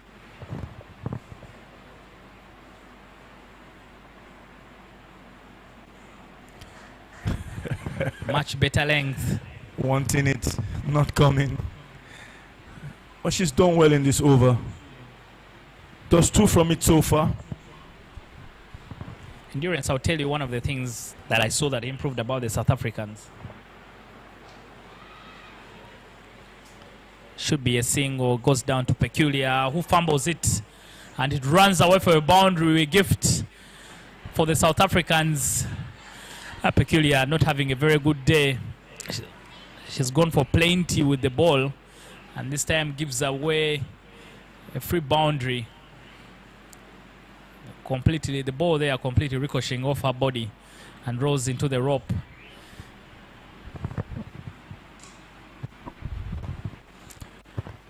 We must give it up for Hussein Peace. She's bowled brilliantly and bowled such that they hit everything to her fielders. Peculiar just having a really, really bad day here.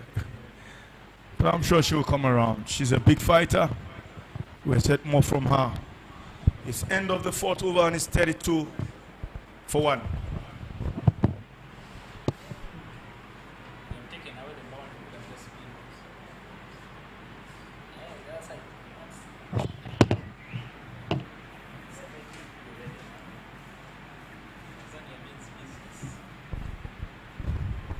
Tanzania more than halfway through their chase.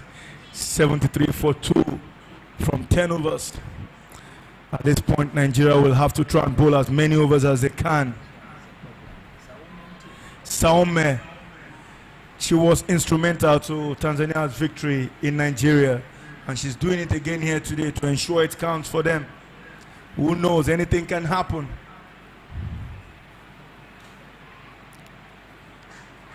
A brilliant captaincy. Ude would come from the golf club end of this over just to create room for Hussein Peace.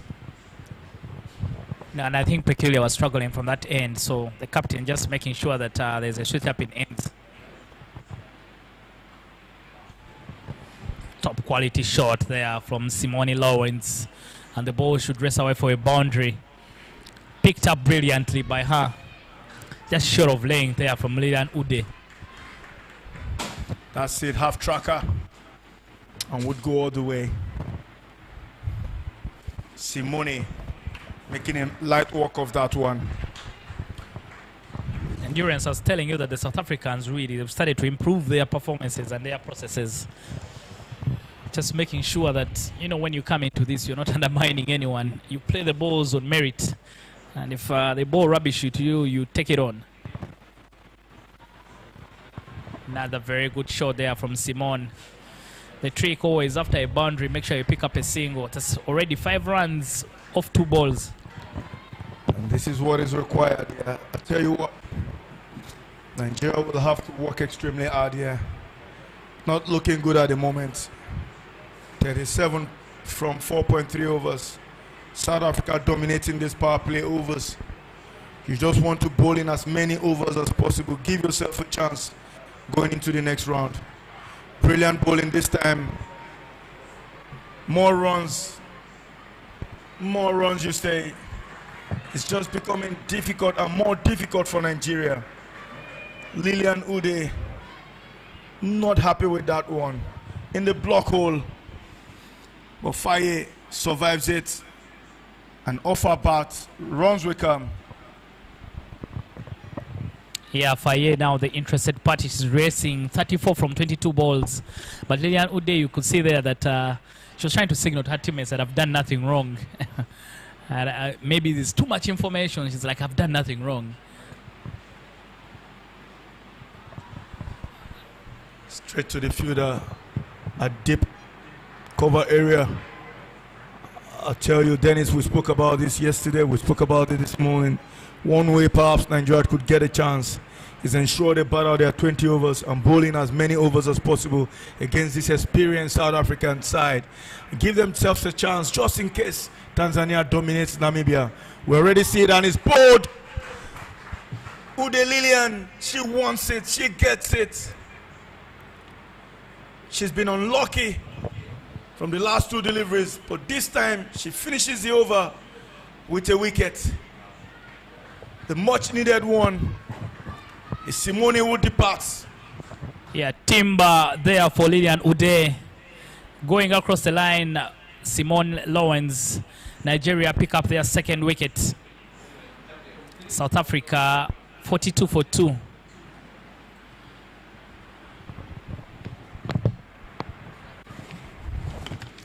They'll say wickets might not do them here unless you get 8 wickets within the last 30 runs.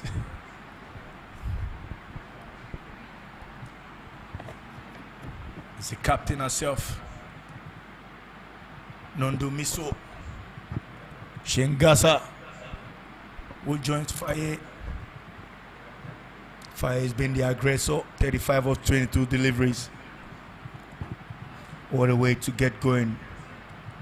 She's batted nicely. And Nigeria pull some overs back. Time will tell.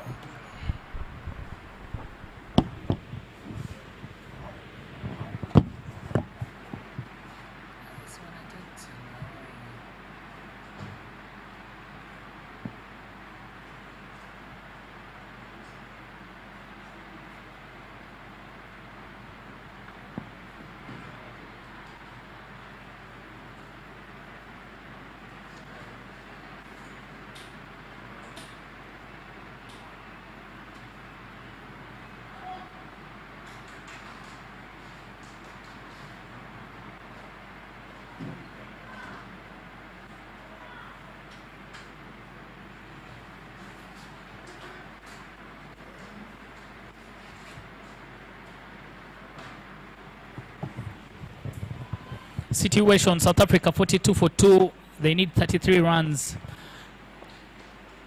from 15 overs for them to get the victory. That victory will guarantee them moving to the semi-finals of the women's edition of cricket at the 13th edition of the African Games. The new batter for South Africa is the captain, Ndumi Soshangase, and she'll be joining Faye, who's going along very nicely. 35 from 23 balls. She's been she's the aggressor for the team. And Husseini Peace will continue for Nigeria from the road end.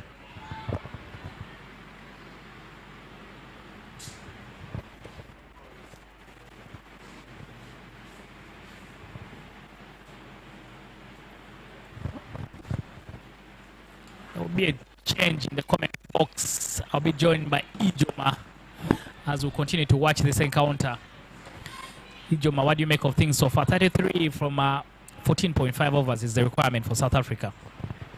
Hi, Dennis. Yeah, great display from the South African side. Of course, you wouldn't expect anything less from that test playing nation. But for me, I would say the Nigerian side has also been a bit bold in terms of the way they've tried to approach the game, although we saw that miss. We saw how Peculiar was unable to go properly, good line and length. But Usain Peace, that young star, she's been doing the beat for her side. Good one so far. In Nigeria, keep the faith, they keep believing. You can see they're cheering themselves up in the field. Ndume will take strike for the first time in the match against Husseini Peace.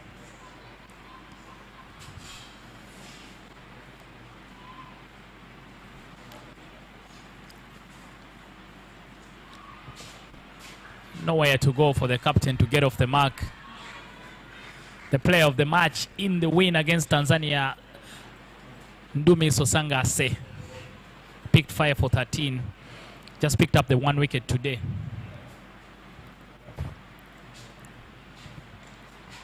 Bucks away, but still straight to the fielder. It's good stuff here from Nigeria. They need as many dots as possible. They can afford to lose this game and still go through the semi-finals. Dennis, you see, with in peace, that 16-year-old. I'll probably have a chat with her at the end of this game to see what the nerves were like for her playing against South Africa. At the game against Namibia, she was player of the match, picking up 3 wickets in that game. And I was asking her, do you ever envisage playing for Nigeria? And then for her, she said it was mixed feelings, though, yes and no. For the first time ever, she was able, this is actually her 3rd game ever in the Nigerian side, and seeing her pulling these African. Good efforts for me, good effort. Good to see these stories. I don't know what you are doing at 16, Ijoma, but at 16, Hussein Peace is bowling for her country, and she's bowling against one of the big powerhouses in women's cricket. That's the end of the 6th over. South Africa 43 for 2.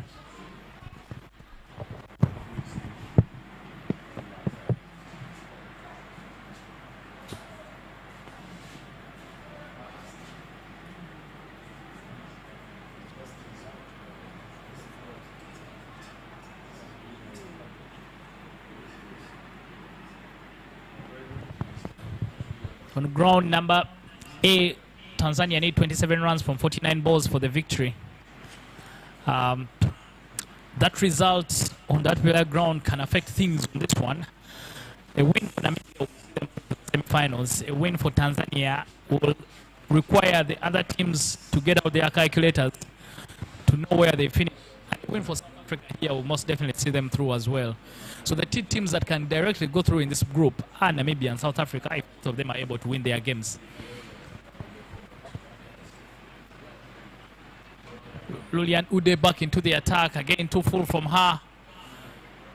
Oh, poorly, nearly undone there on the boundary, but Lucky Pite is able to drag it back in. But too full there from Lulian Ude. Faye has been feeding off full deliveries. Can see they are really needing some bit of help. Not a very soft ground that side. Pitched there, fully pitched from Lillian. But a top quality effort there from Sunday, putting her body on the line for the team. She'll be in a bit of pain, but I'm sure she can be fine. The medical team rushing over to look after her. But Ijoma, in the context of things, what would this semi-final qualification mean for the female yellow greens of Nigeria? Oh, wow. We saw that win against Namibia yesterday. So much for them. We saw that I was with the team celebrating in their bus back to their hotel, to the hostel rather. It was an amazing one for them, and getting a semi-final qualification in the very first or the debut appearance for cricket at the African Games would be so much of a history for them, just so much. They're already top of the group earlier before this game started. So for me, a group that has Nigeria, South Africa, Tanzania, and Namibia. Nigeria, who is the least ranked side in that group, and the least ranked side in the tournament. At some point, stopping that group, for me, it was exciting. I'm trying to look for the best adjective to use to convey, the feelings of fans back home and in the dugout. I'm sure there'll be the guys at the dugout to be with their phones trying to get information from what's happening at Achimota over A to see if they can get out of the line and secure semi-final qualification in this tournament. Yeah, there's too much at stake and on the line for all the teams, especially in this Group A. Group B looks more or less sorted as Zimbabwe through to the semi-finals, but there's still an opportunity for Kenya and Uganda to go through. Uganda will be taking on Rwanda in the afternoon while Kenya faces Zimbabwe. But Group A very wide open. There's everything to play for. Good hands and good play there from Faye, just making sure she keeps that out. 30 runs only required from as many as 13.5 overs for South Africa.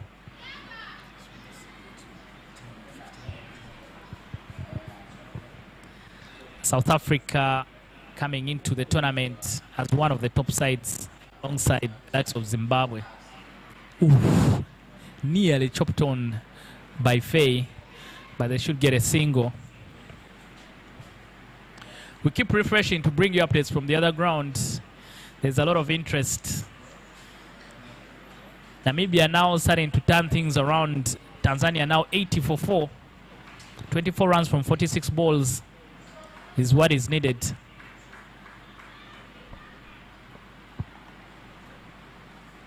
Dennis, I tell you, however this game ends, however the tournament ends for Nigeria, it's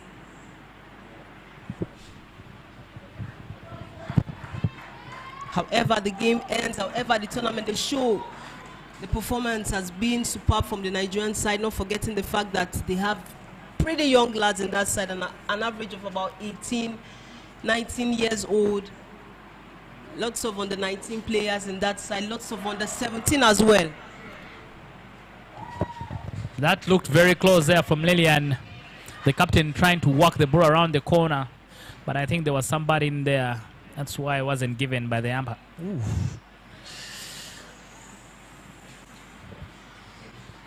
But I'll tell you, Ijoma, as well, all the teams that have been in this edition, all the teams that have been in this particular edition have made history because it's the first time cricket is featuring at the African Games.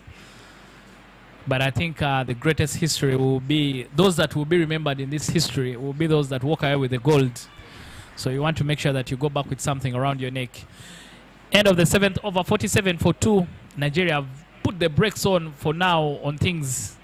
The runs not flowing as they have been for South Africa. Faye 39 of 28 balls. Ndumi so just got off the mark after 7 balls.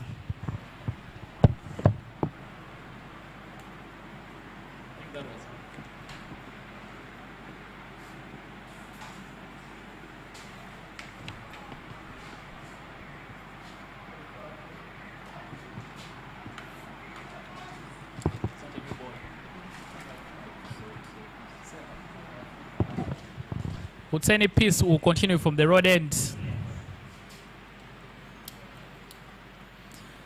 Ijoma, if we checked your beats per minute, what is your heart rate like right now?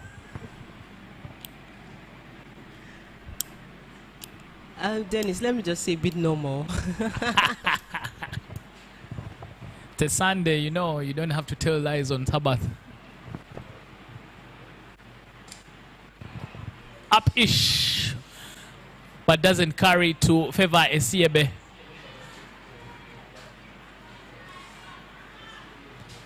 Didn't go through the shot there, the captain Dumi, so Shangase.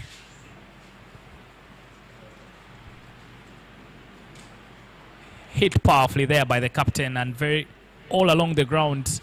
Peculiar Agobia will do the cleanup. Now more intelligent from South Africa. I think they know that they are in a good place. They don't need to do anything silly. They've already dropped 2 wickets without exposing the rest of the batting. They're just making sure they knock around the ball. They will get to 27 whichever way. Just 2 runs every over. Hussein Peace, she was the best bowler at the South League in January. Cut through, covers the dive, desperate, but doesn't stop the ball, and it races away for a boundary.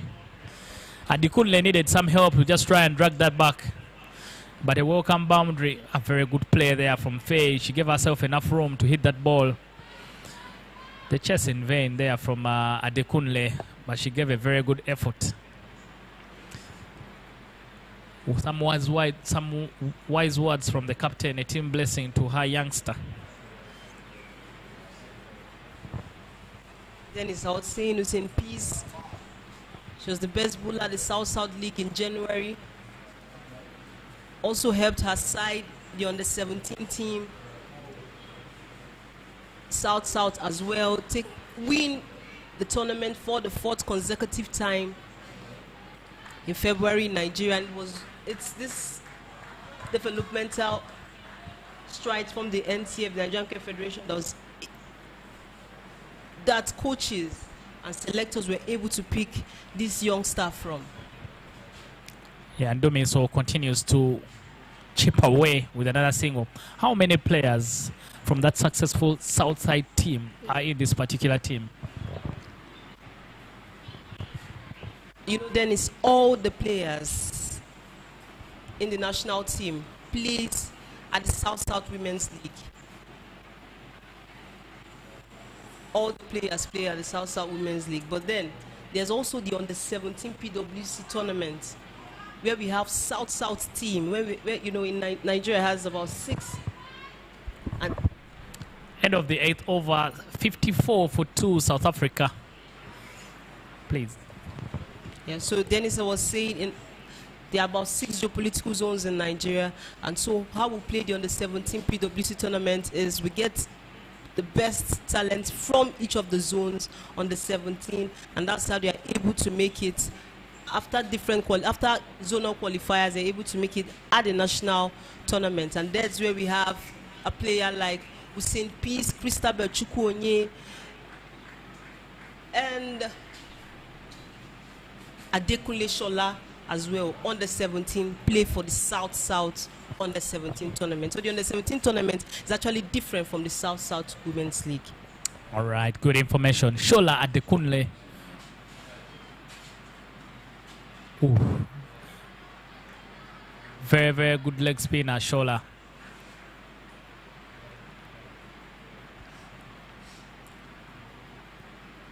What Nigeria needs now is to try and drag this, to slow down this game for as long as possible.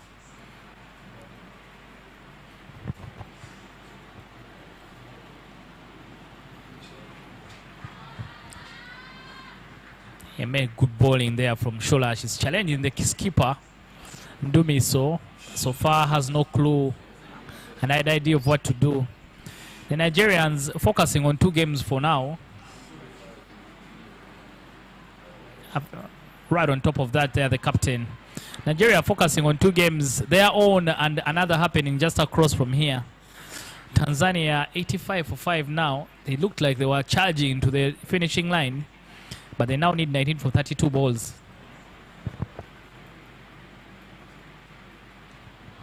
Wide indicated by the umpire, Percival Sazaro. Victory should be enough for South Africa to go through, but I think they will also be interested in making sure that they finish top of the group. So as you try and avoid Zimbabwe in the semi-finals, pulled away by the captain, they will just get a single. So whoever finishes top in this group will play the 2nd place team in Group B, and the top team in Group A will play the 2nd place team in Group A. So I think it's also very important that you try and avoid the top seed from the other group.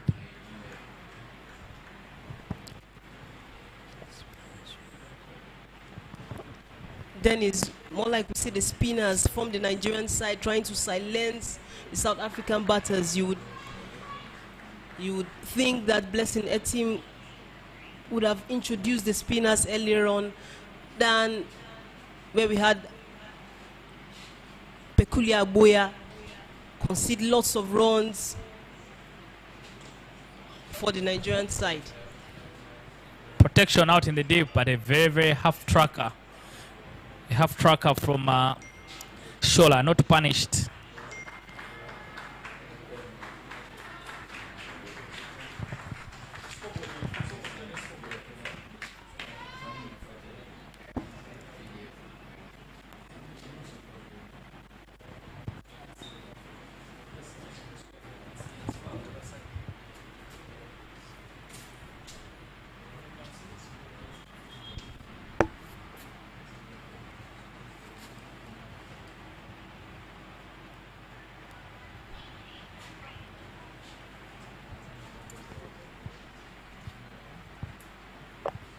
After 9 overs, 57 for 2, South Africa.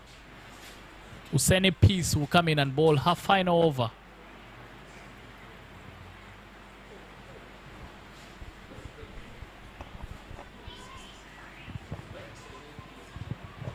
traffic tezitambula ali mero obuzeeku byali biki abuuza ajuna kyekiganya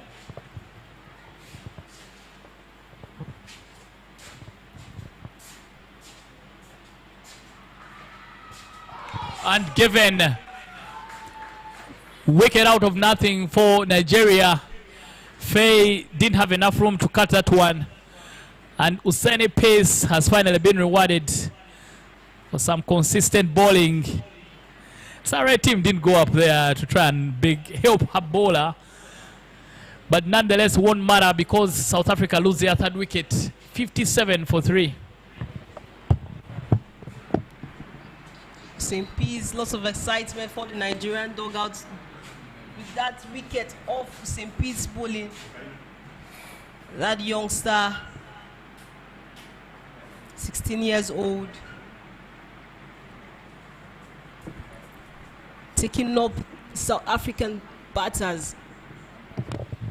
Yeah, but a valiant effort there from Faye because she opened the batting and she's been there for quite some time. She's been able to score 45 for the team, and her aggression at the top of the order has really put South Africa in a very, very good place. 45 from 34 balls with 8 boundaries, and I think her effort has been able to put the team in a good place. The teams take a drinks break with that wicket. South Africa 57 for 3.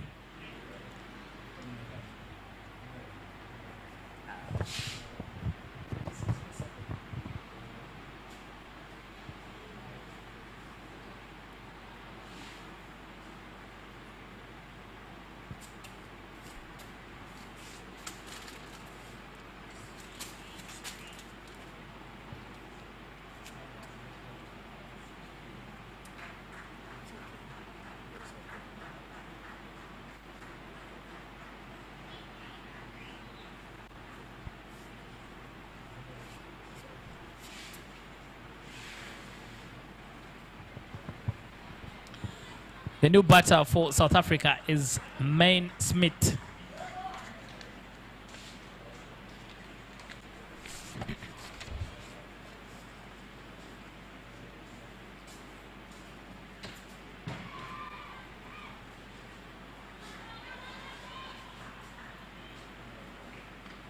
The young Utseni Peace has done well for her team. She's been solid. She's good. She's into her final over, and she's just given her 14 runs and picked up a wicket.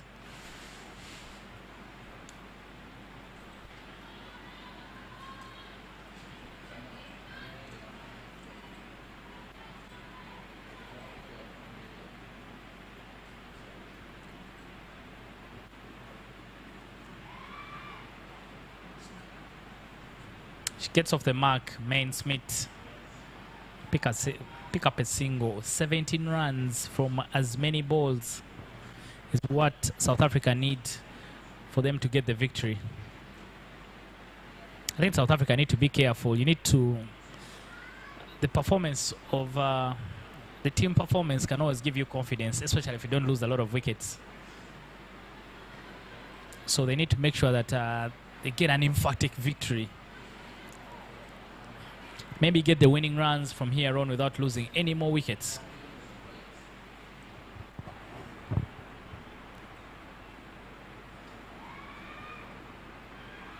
Just falls short of her opposite number, a team blessing.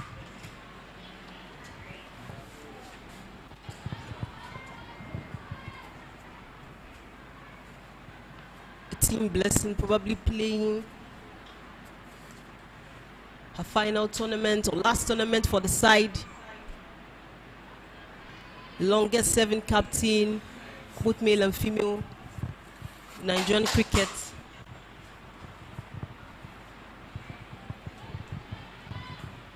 Yeah, I think a team blessing has been a very loyal servant for Nigerian women's cricket, and she continues to nurture a lot of players.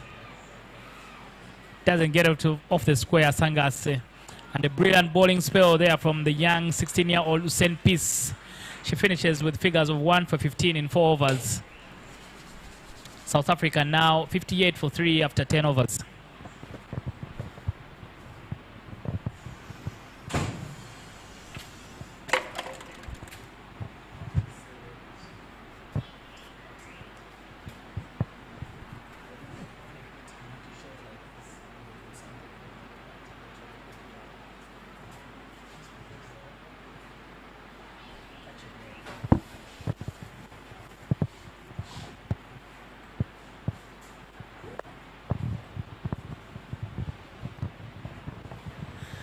I'll tell you from the other ground, Shola Dekunle will continue bowling from the golf club end. On the other ground, Tanzania want to crush a party. 12 from 22 balls is what they need for the win. I think the Nigerian fans have moved over to the other side to try and cheer on the Tanzanians, considering that things here may not go their way. But they know a result from that ground can give them a glimmer of hope. Ijoma, is your heartbeat still very normal?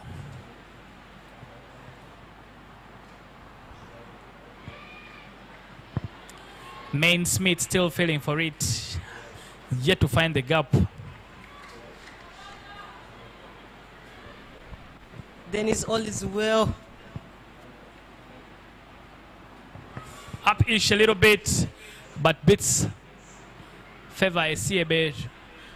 Smith will need to run very fast because she lost her bat when she was coming back for a second, but she's able to make it back safely. 9 runs from 19 balls is what Tanzania need. Tanzania now trying to crush a party.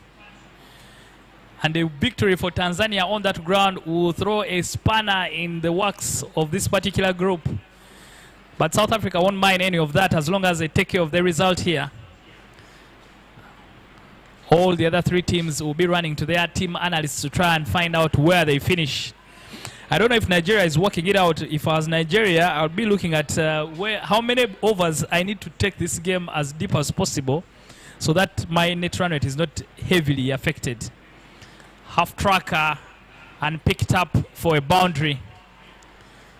Easy pickings for Main Smith. More runs for South Africa. They start to make a charge for the finishing line. End of the 11th over, South Africa 64 for 3. And there will be a change in the commentary box. I'm working with 2 Nigerians and maybe their heartbeats are not very normal right now. Trust me, Endurance, I can fly solo on this one. 8 from 18 balls. While here it's just 11 runs needed for the victory. I'm hoping the Nigerian technical team is doing some math and maybe thinking if we drag this game up to the 13th over, our net run rate would be overly affected by the results on the other ground. Well, I mean, 2 halves of nationalism here. Perhaps a Tanzanian presently, and at some point come back to become a Nigerian, because Tanzania needs to win that game if we want maths to come into this tournament. But so far it's been very good cricket all round from Tanzania. Even Namibia struggling to hold tight on that 103 runs they've scored. And it's young Lilian Ude who comes in, big shout without be given. Yes, it is. The needed break is the South African captain who departs this time. Play around that one. Lilian Ude. Yeah, you look at that again. The captain has been guilty of playing across the line on full deliveries. This time the umpire, Isaac Oyeko, doesn't hesitate to raise his finger. The captain, Dumi Soshangase, will have to walk for 14 of the 18 balls. South Africa now 64 for 4. Impressive show there by young Lilian Ude. She's gotten her 3rd wicket, conceded 15 from 3.1 overs.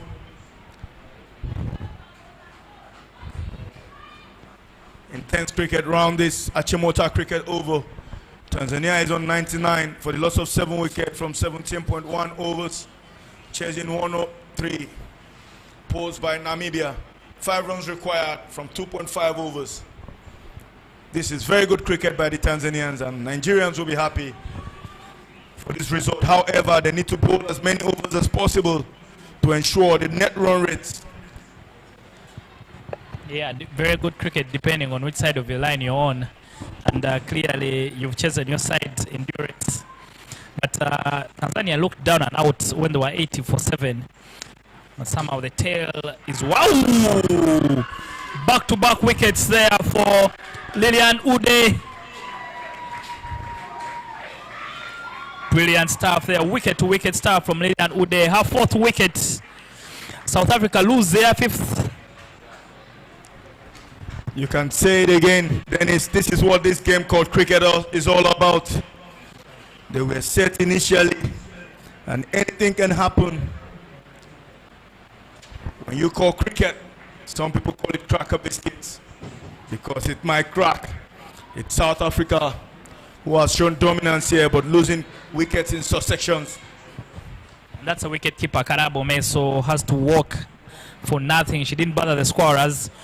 Lilian Ude is now on a hat-trick. We're yet to see any hat-trick in the tournament. And Kyla will be on strike for that hat-trick. Kyla bowled well, but for now, I think she needs to do the business with the bat for her team. Kyla picked 4, picked 3 for 12 in her spell, but now she has to negotiate the hat-trick.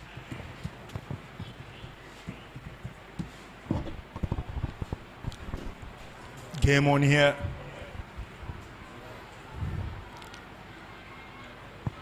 The field is not set for a hat-trick ball. These opportunities rarely come in life, so just make sure you have some people in close trying to catch. Hat-trick ball for Lilian Ude. Right on the money, but well negotiated by Kyla. But the ball goes through the captain. A team blessing.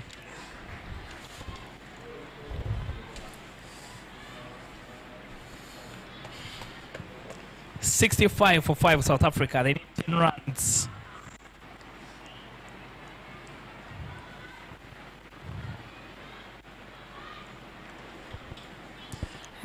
99 for 8 Tanzania. We'll see 5 runs needed.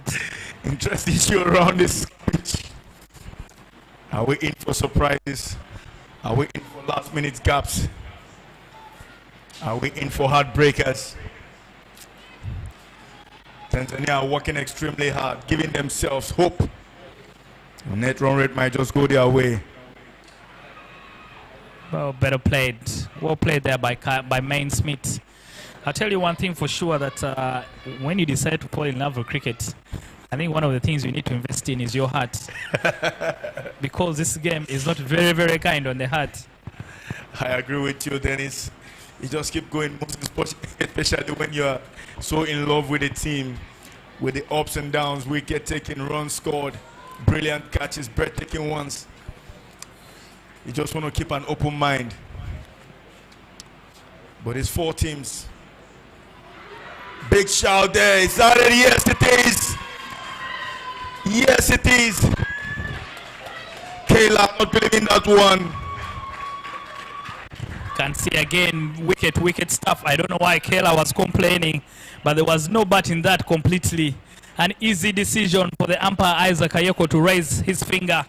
5 wickets for Lilian Ude. What a top spell from her. South Africa still need 9 runs. It's not over until they say it is over. I wouldn't believe it myself, but I'm seeing it. When Nigeria defend, this total is 101 for 8 from 18.1. Tanzania dominating against Namibia. It's been a roller coaster of a game at over A between those two. And here it's Nigeria working hard to drag this as far as possible. And it's 66, loss of 6 wickets. Lilian Ude is taking a 5er here. 1 delivery left from our allotted 4 overs. And the wicket is just been lost in over A. Tanzania making a walk of this. Namibia will be looking to get the last one. 3 runs needed there. 1.4 overs. Nigeria working hard here as well. Well negotiated there by Leah Jones, the new batter for South Africa. It's all happening. Group A, I'll tell you, has served sauce. Because now Namibia need 1 wicket. Tanzania need 2 runs to tie the match. And maybe 3 runs to win the game.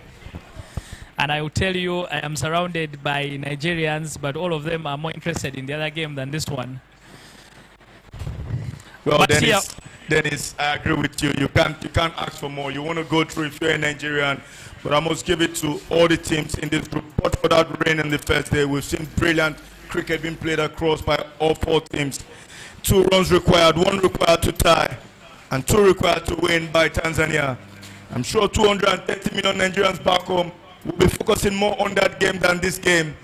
Dennis, you have no choice if you are a Nigerian, and you can understand why we are doing that. The population of Namibia is just a small town in Nigeria.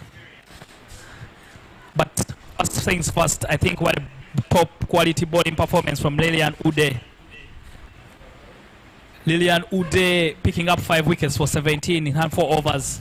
The second 5 of the tournament, the first one by the South African captain, Ndumi Soshangase. Christabel comes into the attack for Nigeria. Nigeria have 8 runs to work with, but if they can find 4 good balls, they could make this group very, very exciting.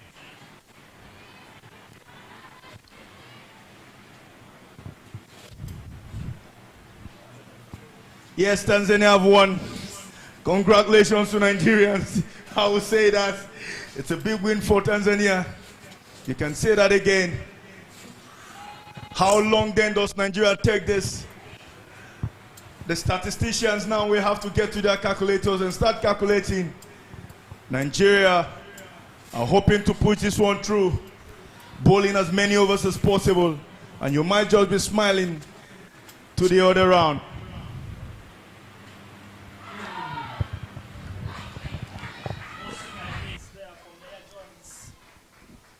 Looks like there's a hole in her bat because Christabel is finding that hole. South Africa still need 8 runs. But for now, the celebrations are with the Nigerians. They think they've done enough to go through.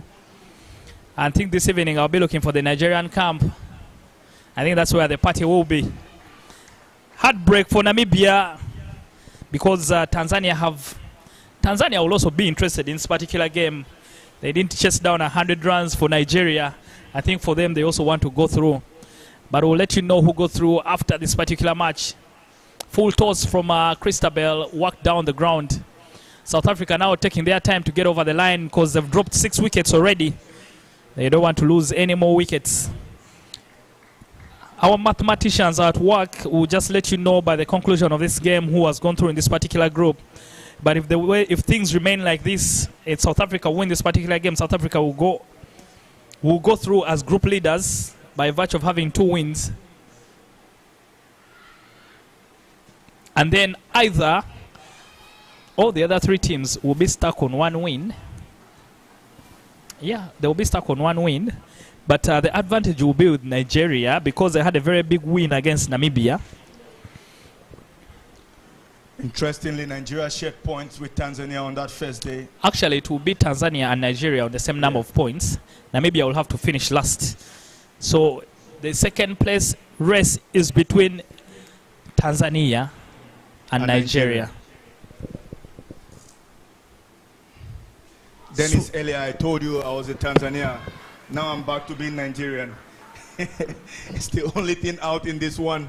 We expect them to bowl as many overs as possible into this one. And who knows, the 4 magic balls might just be around the corner.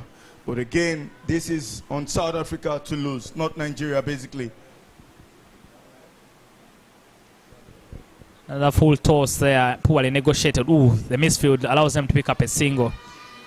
But Nigeria putting in the necessary hustle just to make sure that they can take this game as deep as possible. They did so well by defeating Namibia by 55 runs. And I think the difference for Tanzania is that they had a heavy loss to South Africa.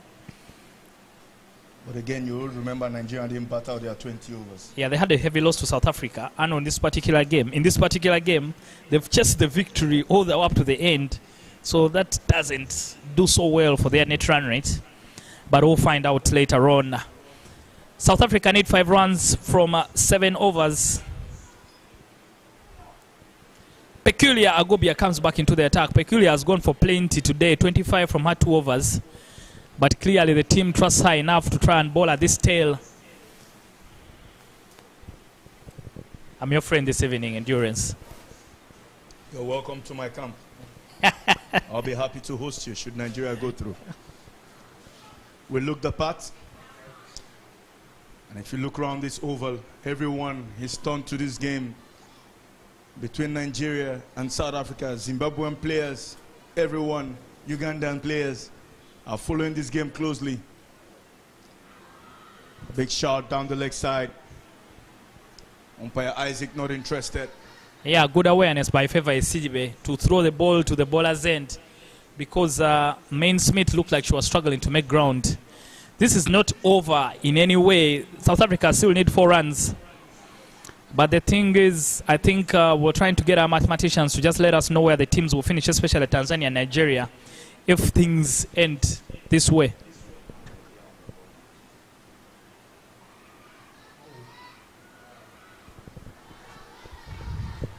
Adeshola, Adekunle, working extremely hard around the cover region. These Nigerians have worked really hard to be in this position. If they go through, I'll tell you what, they sure deserve it. Just before coming here, Dennis, they were going to be heartbroken by not coming to this tournament. But the board stood still, led by Uyi Akpata, ensures the team is on the next flight to Accra. We've invested a lot. And against South Africa, they're toiling here for their nation. That big win against Namibia have put them here on the map and path to history. Yeah, the female Aero Greens still in the hunt for gold. Coming up in the afternoon, the 13th edition of the Africa Games, Uganda will be taking on Rwanda. Uganda need to win to get themselves into the semi-finals, and Kenya will be facing off against Zimbabwe on the other ground. Good offer there from Leah Jones.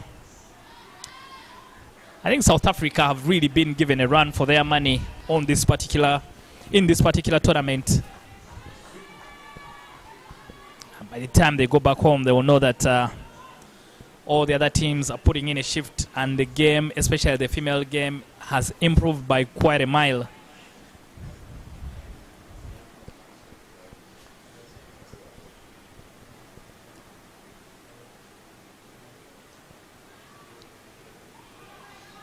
South Africa continue to work very, very hard. They need just 3 runs from so many balls. But Nigeria trying to delay the inevitable. The whole idea is to bowl in as many overs as possible, Dennis. The tables are not coming up yet. The game at the other pitch has ended. That table should have popped up to give you an idea of the net run rate. Big swing and misses that one.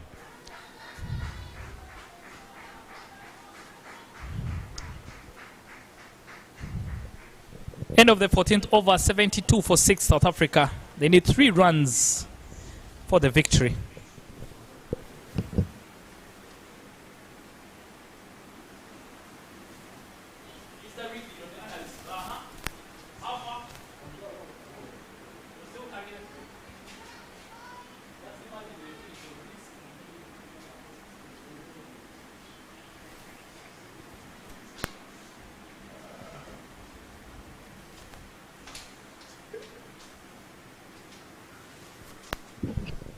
Christabel will come in to ball from the golf club end.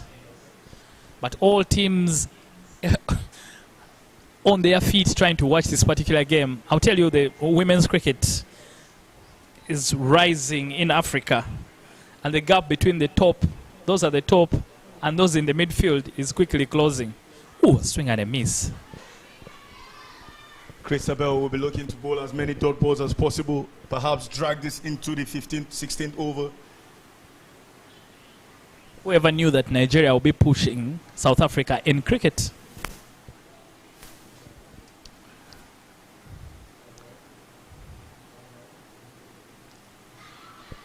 Big shout, umpire not interested. A bit of bat on that one. And clearly, I've never seen a man so under pressure.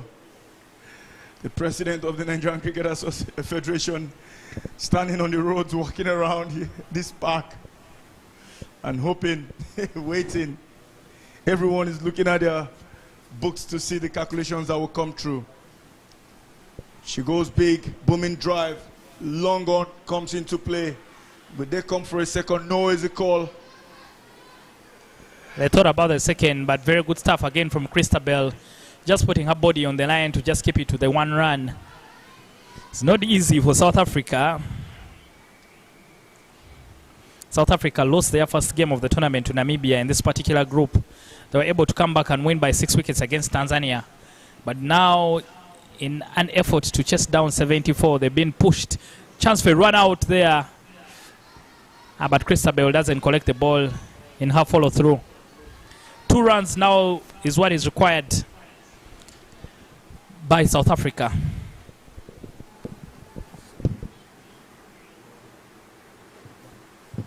Yeah, scores are level. My apologies. 74 for 6. Just a 1 run required by South Africa to pick up the victory. But the significance of this performance will only have an impact on one team, which is South Africa, that go through immediately. For Nigeria and Tanzania, they will be looking over their shoulders and calculating as much as possible to find out if they've done enough to just get themselves in the semi-final. You can see the Nigerian general manager, Mr. Emeka, is about to jump over the fence. Ooh, swing and a miss. And that ball completely goes through Sarah Etim, the keeper. And that should be enough for South Africa to get the victory. South Africa have labored for the victory, but they win by 4 wickets. Very completely missed everything. But the ball also going through the keeper. The extra buys give South Africa the victory. They've labored to get here, but nonetheless they are through. A win is a win for them. South Africa will finish as group leaders in Group A. But now there's an unagonizing wait for Nigeria and Tanzania as they find out who goes through to make the semi-finals. Both Nigeria and Tanzania finishing on the same number of points. But they will only be separated by the net run rate. What a performance by the Nigerians. They were only able to manage 74 from 18.4 overs. But they've made sure they dig deep to get South Africa to that effort. And those are the figures for you. Favour Isegbe, Peculiar, and Esther Sandy, 17, 15, and 11. It's Sisien, who took 4 for 13 from her 4 overs. Kayla also 3 for 12. And the skipper herself, 1 for 13 from 2.4 overs. That's it from that Nigerian side. And for South Africa, it's Faye, 45 off 34. Miane, 10 off 15, and Simone, 6 off 5. It's Lillian Ude who dominated the bowling figures with 5 for 18 from 4 overs. Hussein Peace taking that key wicket of Faye, which gives her figures of 1 for 15 from 4 overs. And Christabel, no wicket for 5 from her 1.5 overs. Brilliant bowling figures there, we see. It's South Africa who have won this one by 4 wickets. Here you have the points table, and it's Nigeria who goes through alongside South Africa. South Africa finished with 4 points.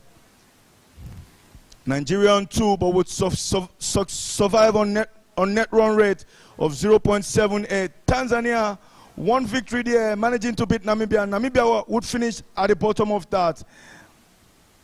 We will come back to you with a post-match presentation.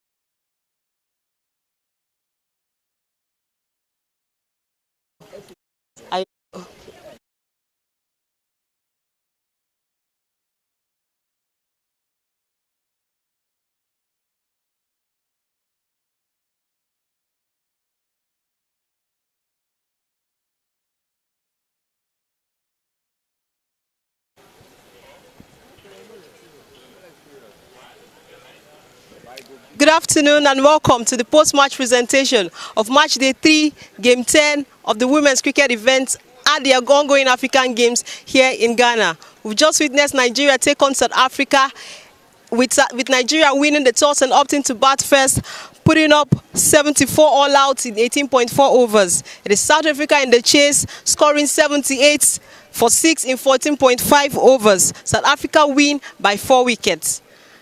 Allow me to invite Blessing Etim, captain of the Nigerian side.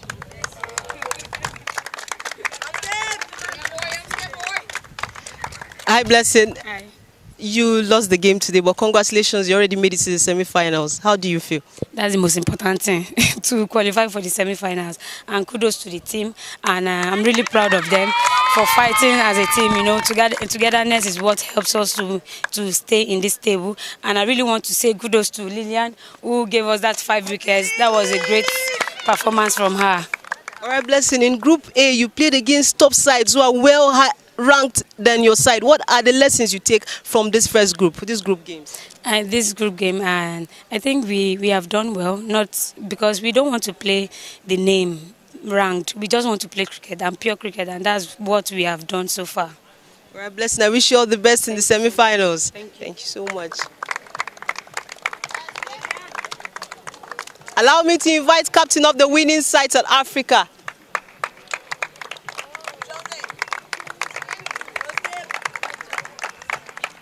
Hi, congratulations. Thank you so much. All right, big win for you today, but let's just take a look at the tournament so far. Are you surprised with the quality of cricket you've seen? Yeah, I think it's been great, competitive, and that's what we wanted. So, I mean, we're here for that, and more of that would be great. So, yeah. All right, will you be sticking around to watch the other games in Group B just to be certain which opponent you're going to be facing? I'm not sure. I highly doubt it, but yeah, we'll see. All right, thank you so much. For the Player of the Match award, allow me to invite third umpire for the day, Aino.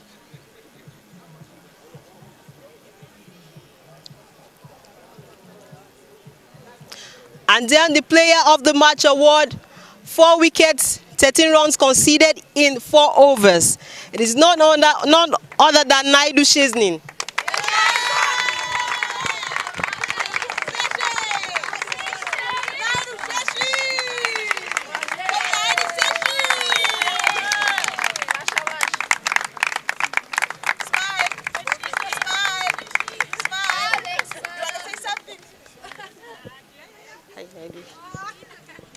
Congratulations, Naidu. But then how much of an effort, will you say you've put to be able to help your team scale above the line against Nigeria? I train quite hard, and I'm just grateful that my team backed me out there, and thanks goes to them. All right, thank you so much. All the best in the semi-finals. And that's it from this end. It is South Africa and Nigeria who have qualified to the semi-finals of this tournament in Group A. Just stick around. We're going to be having the final group game of Group B. It's Ijoma Okibo signing out.